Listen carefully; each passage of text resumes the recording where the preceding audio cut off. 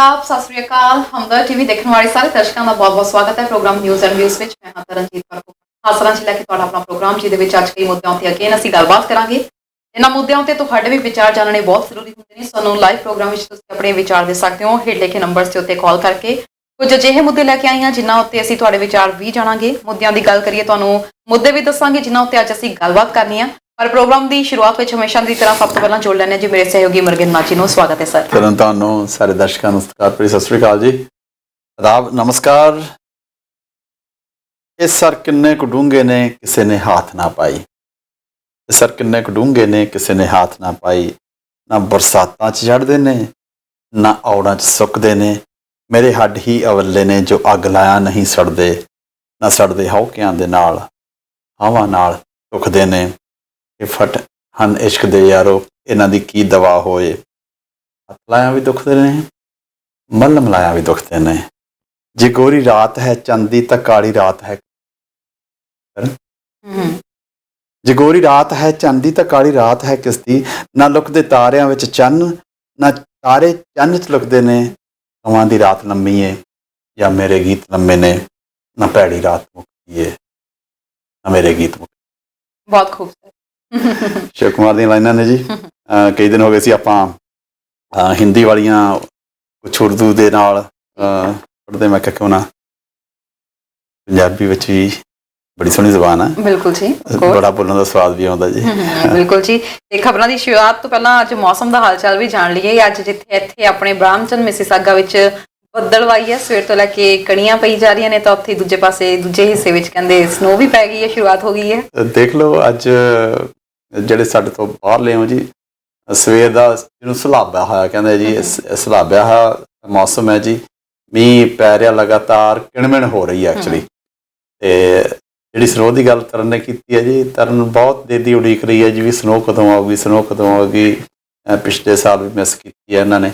ਨਹੀਂ ਸਰ, ਕਿੱਥੋਂ ਮਿਸ ਕੀਤੀ ਮੈਂ? ਪਿਛਲੇ ਸਾਲ ਵੀ ਪੂਰਾ ਲੁਤਫ ਲਿਆ ਮੈਂ ਸਨੋ ਦਾ, ਕੁਝ ਜ਼ਿਆਦਾ ਹੀ ਲਿਆ। ਇਹਨਾਂ ਦੀ ਉਹ ਜਿਹੜੀ ਇੱਛਾ ਜੀ ਉਹ ਪੂਰਤੀ ਹੋਣ ਜਾ ਰਹੀ ਹੈ। ਕੈਲਗਰੀ 'ਚ ਸਨੋ ਨੇ ਸੁਨੇਹਾ ਦੇ ਦਿੱਤਾ ਜੀ, ਸਾਡੇ ਸਿਆਲ ਨੇ ਦਸਤਕ ਦੇ ਦਿੱਤੀ ਹੈ। ਹਾਲਾਂਕਿ ਸਰਕਾਰੀ ਤੌਰ 'ਤੇ ਸਿਆਲ ਅਜੇ ਨਹੀਂ ਹੋਇਆ, ਸਟਿਲ ਫਾਲ ਵੈਦਰ ਹੈ ਅਜੇ। ਸਾਡੇ ਆਪਣੇ ਤਰਨ ਬਰੈਂਪਟਨ ਦੇ ਏਰੀਆ ਅੰਟੈਰੀਓ ਦੇ ਵਿੱਚ, ਸਾਊਥਰਨ ਪਾਰਟ ਦੇ ਵਿੱਚ ਹਜੇ ਵੀ ਮੌਸਮ ਆਏਗਾ ਜ਼ਰੂਰ, ਜਿਹੜਾ 15, 16, 20 ਡਿਗਰੀ ਦੇ ਨੇੜੇ ਤੇ ਕੋਈ ਨਾ ਕੋਈ ਦਿਨ ਐਸੇ ਜਾਣਗੇ ਜ਼ਰੂਰ। ਸੋ ਉਡੀਕੀਏ ਉਹਨਾਂ ਮੌਸਮ ਨੂੰ, ਉਸ ਸਮੇਂ ਨੂੰ ਜਿਹੜਾ ਜਿੰਨੀ ਦੇਰ ਆਉਂਦਾ ਚੰਗਾ ਇੰਜੋਏ ਕਰੋ। ਕਿਉਂਕਿ ਜਦੋਂ ਸਿਆਲ ਆਉਂਦਾ ਜੀ, ਜਿਹੜੇ ਸਾਡੇ ਖਾਸ ਕਰਕੇ ਜਿੱਥੇ ਸਨੋ ਨਹੀਂ ਪੈਂਦੀ ਉੱਥੇ ਪ੍ਰੋਗਰਾਮ ਦੇਖ ਰਹੇ ਹੋ ਜੀ, ਸੱਚੀ ਸਨੋ ਵਾਲਾ ਕੰਮ ਸੌਖਾ ਨਹੀਂ ਹੈ ਜੀ। ਬੜਾ ਜੋ ਪਹਿਲੀਆਂ ਸਨੋਜ਼ ਪੈਂਦੀਆਂ ਨੇ ਤਾਂ ਐਂ ਲੱਗਦਾ ਬੜਾ ਲੰਬਾ ਸਿਆਲਾ, ਪਤਾ ਨਹੀਂ ਕਦੋਂ ਮੁੱਕੇ। ਨਵੇਂ ਚਾਹ ਹੁੰਦਾ ਬਸ, ਬਾਕੀ ਹੋਰ ਕਿਸੇ ਨੂੰ ਨਹੀਂ ਚਾਹ ਹੁੰਦਾ। ਇੱਕ ਦਰਸ਼ਕ ਜੁੜ ਗਏ ਨੇ, ਪਹਿਲਾਂ ਉਹਨਾਂ ਦੀ ਗੱਲ ਕਰ ਲਈਏ। ਹੈਲੋ ਜੀ, ਹੈਲੋ, ਸਤਿ ਸ਼੍ਰੀ ਅਕਾਲ ਜੀ। ਸਤਿ ਸ਼੍ਰੀ ਅਕਾਲ ਜੀ, ਸਵਾਗਤ ਹੈ ਪ੍ਰੋਗਰਾਮ 'ਚ। ਕਿੱਥੋਂ ਬੋਲ ਰਹੇ ਹੋ ਜੀ? ਮੈਂ ਜੀ ਭੈਣ ਜੀ ਅਮਰੀਕਾ ਤੋਂ ਬੋਲ ਰਿਹਾ, ਰਿਸ਼ਪਾਲ ਸਿੰਘ। ਮੈਨੂੰ ਪਤਾ ਲੱਗਾ ਭਾਈ ਸਾਹਿਬ ਜਿਹੜੇ ਤੁਹਾਡੇ ਨਾਲ ਬੈਠੇ ਹੋਏ ਮੇਰੇ ਸ਼ਹਿਰ ਦੇ ਨੇ ਐਕਚੁਅਲੀ। ਕੀ ਬਾਤ ਹੈ। ਗੱਲ ਕਰਨੀ ਸੋਚੀ, ਅੱਜ ਤਾਂ ਮੇਰਾ ਟਾਈਮ ਲੱਗ ਗਿਆ। ਮੈਂ ਪਹਾੜੇ ਨੰਗਲ ਦਾ, ਮੇਰਾ ਜਨਮ ਪਲ ਉੱਥੇ ਪਹਾੜੇ ਨੰਗਲ ਦਾ ਜੀ, ਤੇ ਨਵੇਂ ਨੰਗਲ ਦੇ ਨੇ। ਮੇਰੀ ਵਾਈਫ ਨੇ ਮੈਨੂੰ ਦੱਸਿਆ ਐਕਚੁਅਲੀ। ਦੇਖੋ ਜੀ, ਮੈਂ ਜਿਹੜੀ 10ਵੀਂ ਤੱਕ ਦੀ ਐਜੂਕੇਸ਼ਨ ਹੈ ਜੀ ਮੇਰੀ ਨੰਗਲ ਦੀ ਹੈ ਜੀ। ਮੈਂ ਜਿਹੜੀਆਂ ਪਹਿਲੀਆਂ 2 ਕਲਾਸਿਸ ਸੀਗੀਆਂ ਉਹ ਨਿਆ ਨੰਗਲ, ਜਿਹੜਾ ਆਪਣੇ FCI ਦਾ ਸਕੂਲ ਸੀਗਾ ਜੀ, ਉਹਦੇ 'ਚ ਕੀਤੀਆਂ ਨੇ। ਅਤੇ ਉਸ ਤੋਂ ਮਗਰੋਂ ਮੈਂ ਜਿਹੜਾ ਮਾਡਲ ਸਕੂਲ ਨੰਗਲ ਟਾਊਨਸ਼ਿਪ ਦੇ ਵਿੱਚ ਹੈ ਜੀ, ਉੱਥੇ ਮੈਂ ਪੜ੍ਹਿਆ ਜੀ। ਬਹੁਤ ਦੇਰ ਪਹਿਲਾਂ, ਤੁਸੀਂ ਮੈਨੂੰ, ਤੁਹਾਡੀ ਆਵਾਜ਼ ਤੁਸੀਂ ਛੋਟੇ ਲੱਗਦੇ ਹੋ। ਮੈਂ 70 ਮੈਂ ਤਾਂ ਭਾਜੀ ਬਹੁਤ ਛੋਟਾ। ਤੁਸੀਂ ਮੇਰੀ ਮੰਮੀ ਨੂੰ ਜ਼ਰੂਰ ਜਾਣਦੇ ਹੋ, ਸ਼ੀਤਲ ਕੌਰ ਭੈਣ ਜੀ ਮਸ਼ਹੂਰ ਹੁੰਦੇ ਸੀ ਆਪਣੇ ਜ਼ਿਆਦਾ। ਮੇਰੀ ਮੰਮੀ ਟੀਚਰ ਸੀਗੇ ਉੱਥੇ ਆਪਣੇ ਪਹਾੜੇ ਨੰਗਲ। ਮੇਰੇ ਫਾਦਰ ਸਾਹਿਬ ਉੱਥੇ ਰਹੇ ਆ, ਉਹ ਰਿਟਾਇਰ ਹੋ ਕੇ ਆਏ 97 'ਚ। ਮੇਰੀ ਵਾਈਫ ਨੇ ਮੈਨੂੰ ਕੱਲ ਪਰਸੋਂ ਸੇ ਕਹਿੰਦੀ ਭਾਜੀ ਹੁਣੀ ਨਾਲ ਬੈਠੇ ਹੁੰਦੇ ਨਾ, ਪਹਾੜੇ ਨੰਗਲ ਦੇ ਨੇ ਆਗੇ। ਬਿਲਕੁਲ ਜੀ, ਜੇ ਤੁਹਾਡੇ ਮਾਮਾ ਜੀ ਮੈਂ ਉਹਨਾਂ ਨੂੰ ਜਾਣਦਾ, ਤੇ ਤੁਸੀਂ ਮੇਰੇ ਮਦਰ ਨੂੰ, ਤੁਹਾਡੇ ਮਦਰ ਮੇਰੇ ਮਦਰ ਨੂੰ ਜ਼ਰੂਰ ਜਾਣਦੇ ਹੋਣਗੇ ਜੀ। ਸ਼੍ਰੀਮਤੀ ਭਗਵੰਤ ਕੌਰ, ਉਹ ਵੀ ਉੱਥੇ ਟੀਚਰ ਸੀਗੇ ਜੀ, ਉਹਨਾਂ ਦਾ ਬੇਟਾ ਜੀ। ਉਹ ਅੱਛਾ, ਹਾਂਜੀ ਹਾਂਜੀ ਹਾਂਜੀ, ਥੈਂਕ ਯੂ ਭਾਜੀ। ਚਲੋ ਥੈਂਕ ਯੂ ਜੀ। ਪਰ ਮੈਂ ਕੱਲ ਤੁਹਾਡਾ ਪ੍ਰੋਗਰਾਮ ਨਹੀਂ ਭੈਣ ਜੀ ਉਹਨਾਂ ਦੇ ਨਾਲ ਬਾਤ ਕਰ ਰਿਹਾ ਸੀ, ਡਾਕਟਰ ਸਾਹਿਬ ਦਾ, ਤਾਂ ਐਕਚੁਅਲੀ ਆਫਟਰ ਬਾਤ ਕਰ ਰਿਹਾ ਸੀ। ਮੈਂ ਕਿ ਟਰੱਕ ਚਲਾਉਣਾ, ਮੈਨੂੰ 30 ਸਾਲ ਹੋ ਗਏ ਭਾਜੀ ਮੈਨੂੰ ਅਮਰੀਕਾ 'ਚ ਰਹਿੰਦੇ ਨੂੰ। ਓਕੇ ਜੀ, ਓਕੇ, ਥੈਂਕ ਯੂ ਜੀ। ਸ਼ੁਕਰੀਆ ਜੀ ਕਾਲ ਕਰਨ ਲਈ। Thank you so nice of you, thank you ਜੀ। ਸ਼ੁਕਰੀਆ ਜੀ। ਤੇ ਸਰ ਤਰਨ, ਆਪਾਂ ਤਾਂ ਖੁੱਲੀ ਕਿਤਾਬਾਂ, ਕੋਈ ਲੁਕ ਕੋਈ ਨਹੀਂ, ਕੋਈ ਕੁਛ ਨਹੀਂ। ਜਿੱਥੇ ਦੀ ਗੱਲ ਕਰਦਾ ਪੇਰੈਂਟਸ ਦਾ ਨਾਮ ਪੜ੍ਹਿਆ ਜੀ। ਕੁਛ ਵੀ ਕਿਸੇ ਵੀ ਵੇਲੇ ਤੁਸੀਂ ਪਰਸਨਲ ਸਵਾਲ ਵੀ ਕਰਨਾ, ਆਪਾਂ ਪਰਿਵਾਰ 'ਚ ਬੈਠੇ ਹਾਂ ਜੀ, ਆਪਾਂ ਨੂੰ ਕੋਈ ਹੈ ਨੀਗਾ। ਕਿਸੇ ਵੀ ਵੇਲੇ ਤੁਸੀਂ ਅਜਿਹੀ ਗੱਲ ਕਰ ਸਕਦੇ ਹੋ ਜੀ। ਬਿਲਕੁਲ ਜੀ। ਤੇ ਖਬਰਾਂ ਦੀ ਸ਼ੁਰੂਆਤ ਕਰਦੇ ਹਾਂ ਮੌਸਮ ਤੋਂ ਥੋੜਾ ਜਿਹਾ ਅੱਗੇ ਚੱਲੀਏ ਆਪਾਂ। ਸਨੋ ਵੀ ਪੈਣ ਵਾਲੀ ਇਸ ਵਾਰੀ, ਕਹਿੰਦੇ ਵਾਰਨਿੰਗ ਵੀ ਪੂਰੀ ਦਿੱਤੀ ਗਈ ਹੈ ਕਿ ਸਨੋ ਵੀ ਐਨ ਪੂਰੀ ਜੰਮ ਕੇ ਪੈਣੀ ਹੈ ਇਸ ਵਾਰੀ। ਸਹੀ ਗੱਲ ਹੈ ਜੀ। ਤੇ ਖਬਰਾਂ ਦੀ ਸ਼ੁਰੂਆਤ ਕਰਦੇ ਹਾਂ ਜੀ। ਪਹਿਲੀ ਖਬਰ ਵੱਲ ਅਸੀਂ ਰੁਖ ਕਰਦੇ ਹਾਂ। ਖਬਰ ਕਾਫੀ ਦਿਲ ਨੂੰ ਝੰਜੋੜਨ ਵਾਲੀ ਖਬਰ ਹੈ, ਸੋ ਤੁਹਾਡੇ ਵਿਚਾਰ ਅਸੀਂ ਜ਼ਰੂਰ ਜਾਣਾਂਗੇ ਕਿਉਂਕਿ ਅਜਿਹੀਆਂ ਖਬਰਾਂ ਸਮੇਂ-ਸਮੇਂ ਤੇ ਅਸੀਂ ਦੇਖਿਆ ਹੈ ਕਿ ਸਾਹਮਣੇ ਆ ਰਹੀਆਂ ਨੇ। ਪਿਛਲੇ ਵਾਰ ਵੀ ਕੁਝ ਅਜਿਹਾ ਹੀ ਜਿਹੜਾ ਇਨਸੀਡੈਂਟ ਸਾਹਮਣੇ ਆਇਆ ਸੀ। ਖਬਰ ਹੈ ਜੀ ਨਿਊਯਾਰਕ ਤੋਂ, ਜਿੱਥੇ ਇੱਕ 23 ਸਾਲ ਦੀ ਇੰਡੀਅਨ ਓਰੀਜਨ ਯਾਨੀ ਕਿ ਭਾਰਤੀ ਮੂਲ ਦੀ ਲੜਕੀ ਦੇ ਵੱਲੋਂ ਨਹਾਉਂਦੇ ਸਮੇਂ ਇੱਕ ਬੱਚੇ ਨੂੰ ਜਨਮ ਦਿੱਤਾ ਗਿਆ ਜੋ ਕਿ ਇੱਕ ਲੜਕਾ ਸੀ। ਤਾਂ ਉਸ 23 ਸਾਲ ਦੀ ਲੜਕੀ ਨੇ, ਜਿਸ ਦਾ ਨਾਮ ਕਿ ਸਵਿਤਾ ਦੁਕਰਾਮ ਹੈ, ਉਹਨੇ ਨਹਾਉਂਦੇ ਹੋਏ ਉਸ ਬੱਚੇ ਨੂੰ ਖਿੜਕੀ ਤੋਂ ਬਾਹਰ ਸੁੱਟ ਦਿੱਤਾ, ਜਿਸ ਦੌਰਾਨ ਬੱਚੇ ਨੂੰ ਕਾਫੀ ਜ਼ਿਆਦਾ ਸੱਟਾਂ ਲੱਗੀਆਂ ਨੇ ਜੀ। ਬਿਲਕੁਲ ਨਵਜਨਮੇ ਬੱਚੇ ਨੂੰ ਖਿੜਕੀ ਤੋਂ ਬਾਹਰ ਸੁੱਟ ਦਿੱਤਾ ਗਿਆ। ਉਸ ਤੋਂ ਬਾਅਦ ਨਹਾਈ, ਆਪਣੇ ਕੱਪੜੇ ਚੇਂਜ ਕੀਤੇ, ਲਾਂਡਰੀ ਕੀਤੀ ਤੇ ਵਾਪਸ ਸੌਣ ਨੂੰ ਚਲੀ ਗਈ। ਕੀ ਸੀ ਪੂਰਾ ਅਜਿਹਾ ਮਾਮਲਾ ਕਿ ਇਸ ਮਾਂ ਨੇ ਅਜਿਹਾ ਕੀਤਾ? ਸਰ ਕਰਨ ਇਹ ਕਿਤੇ ਕਿਤੇ ਹੋ ਜਾਂਦੀ ਹੈ ਗੱਲ। ਕਈ ਵਾਰੀ ਲੇਡੀਜ਼ ਨੂੰ ਪਤਾ ਨਹੀਂ ਲੱਗਦਾ ਦੇ ਆਰ ਪ੍ਰੈਗਨੈਂਟ। ਜਿਹੜੀ ਇਹਨੇ ਇਹ ਗੱਲ ਕਹੀ ਹੈ, ਕਹਿੰਦੀ ਮੈਨੂੰ ਪਤਾ ਹੀ ਨਹੀਂ ਸੀਗਾ ਤੇ ਮੈਨੂੰ ਬੜੀ ਇਸ ਗੱਲ ਦੀ ਬੜੀ ਹੈਰਾਨੀ ਹੋਈ ਕਿ ਮੈਂ ਨਹਾ ਰਹੀ ਹਾਂ ਤੇ ਮੇਰੇ ਬੱਚਾ ਹੋ ਗਿਆ। This is very rare case. ਤੇ ਉਹਨੇ ਦੇਖੋ ਉਹਦੇ ਮਨ ਚ ਕਹਿੰਦੀ ਮੈਂ ਘਬਰਾ ਗਈ ਹਾਂ ਤੇ ਜਿਹੜੀ ਖਿੜਕੀ ਚ ਉਹਨੇ ਬਾਹਰ ਬੱਚੇ ਨੂੰ ਸੁੱਟਿਆ। ਕਈ ਵਾਰੀ ਘਰ ਥੋੜਾ ਨੀਵਾਂ ਹੁੰਦਾ ਨਾ, ਉਹ 5 ਫੁੱਟ ਦਾ ਫਰਕ ਸੀਗਾ ਤੇ ਉਹਦੇ ਉੱਤੋਂ ਪਰ ਨਵ ਜੰਮਿਆ ਬੱਚਾ ਤਰਨ, ਉਹਦੇ ਬਹੁਤ ਸੱਟਾਂ ਲੱਗੀਆਂ ਨੇ, ਉਹਦੇ ਸਿਰ ਦੇ ਉੱਤੇ ਵੀ ਸੱਟਾਂ ਲੱਗੀਆਂ ਨੇ ਤੇ ਉਹ ਕੁਝ ਘੰਟੇ ਬਾਹਰ ਪਿਆ ਵੀ ਰਿਹਾ। ਜਦੋਂ ਉਹ ਬੱਚੇ ਦੀ ਆਵਾਜ਼ ਸੁਣੀ ਹੈ ਗੁਆਂਢੀਆਂ ਨੇ ਤਾਂ ਉਹਨਾਂ ਨੂੰ ਪਤਾ ਲੱਗਿਆ ਕਿ ਬੱਚਾ, ਉਹ ਚੱਕ ਕੇ ਹਸਪੀਟਲ ਲੈ ਗਏ ਨੇ ਜੀ। ਤੇ ਇਹ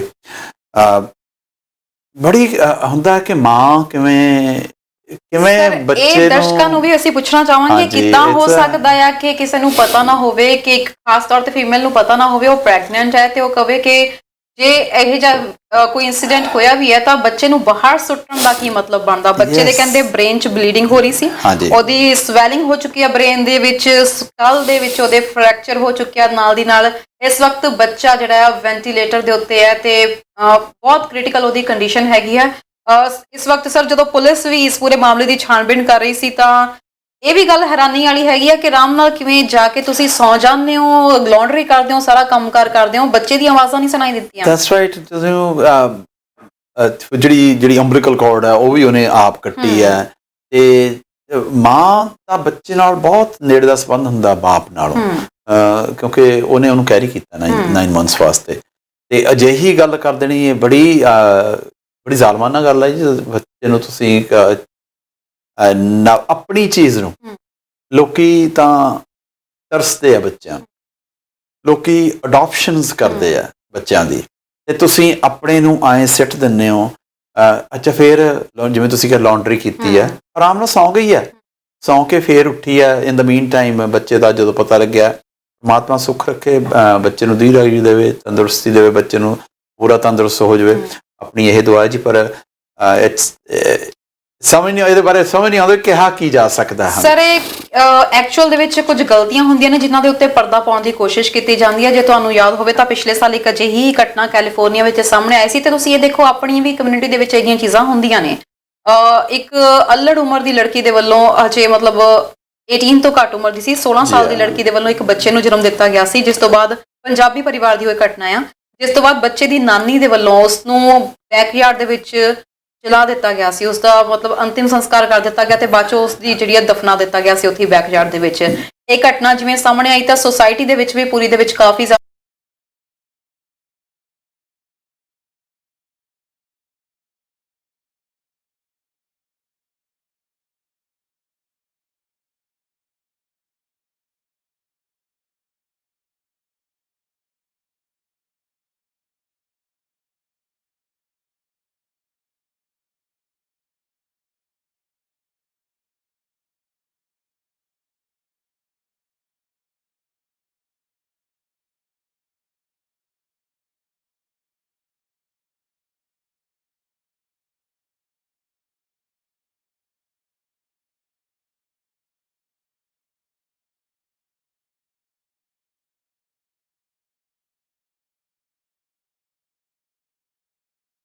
ਸ਼ੂਗਰ ਹੈਗੀ ਹੈ, ਮੋਟਾਪਾ ਹੈਗਾ, ਕਿਡਨੀ ਦੀ ਡਿਜ਼ੀਜ਼ ਹੈਗੀ ਹੈ, ਹਾਰਟ ਦੀ ਡਿਜ਼ੀਜ਼ ਹੈਗੀ ਹੈ, ਇਹਦੇ ਬਾਰੇ ਆਪਾਂ ਗੱਲ ਕਰਾਂਗੇ ਤੇ ਨਾਲ ਹੋਰ ਜਿਹੜੇ ਇਨਫੈਕਸ਼ਨ ਹੋ ਰਹੇ ਹੈਗੇ ਨੇ ਉਹਨਾਂ ਦੇ ਬਾਰੇ ਵੀ ਚਰਚਾ ਹੋਏਗੀ।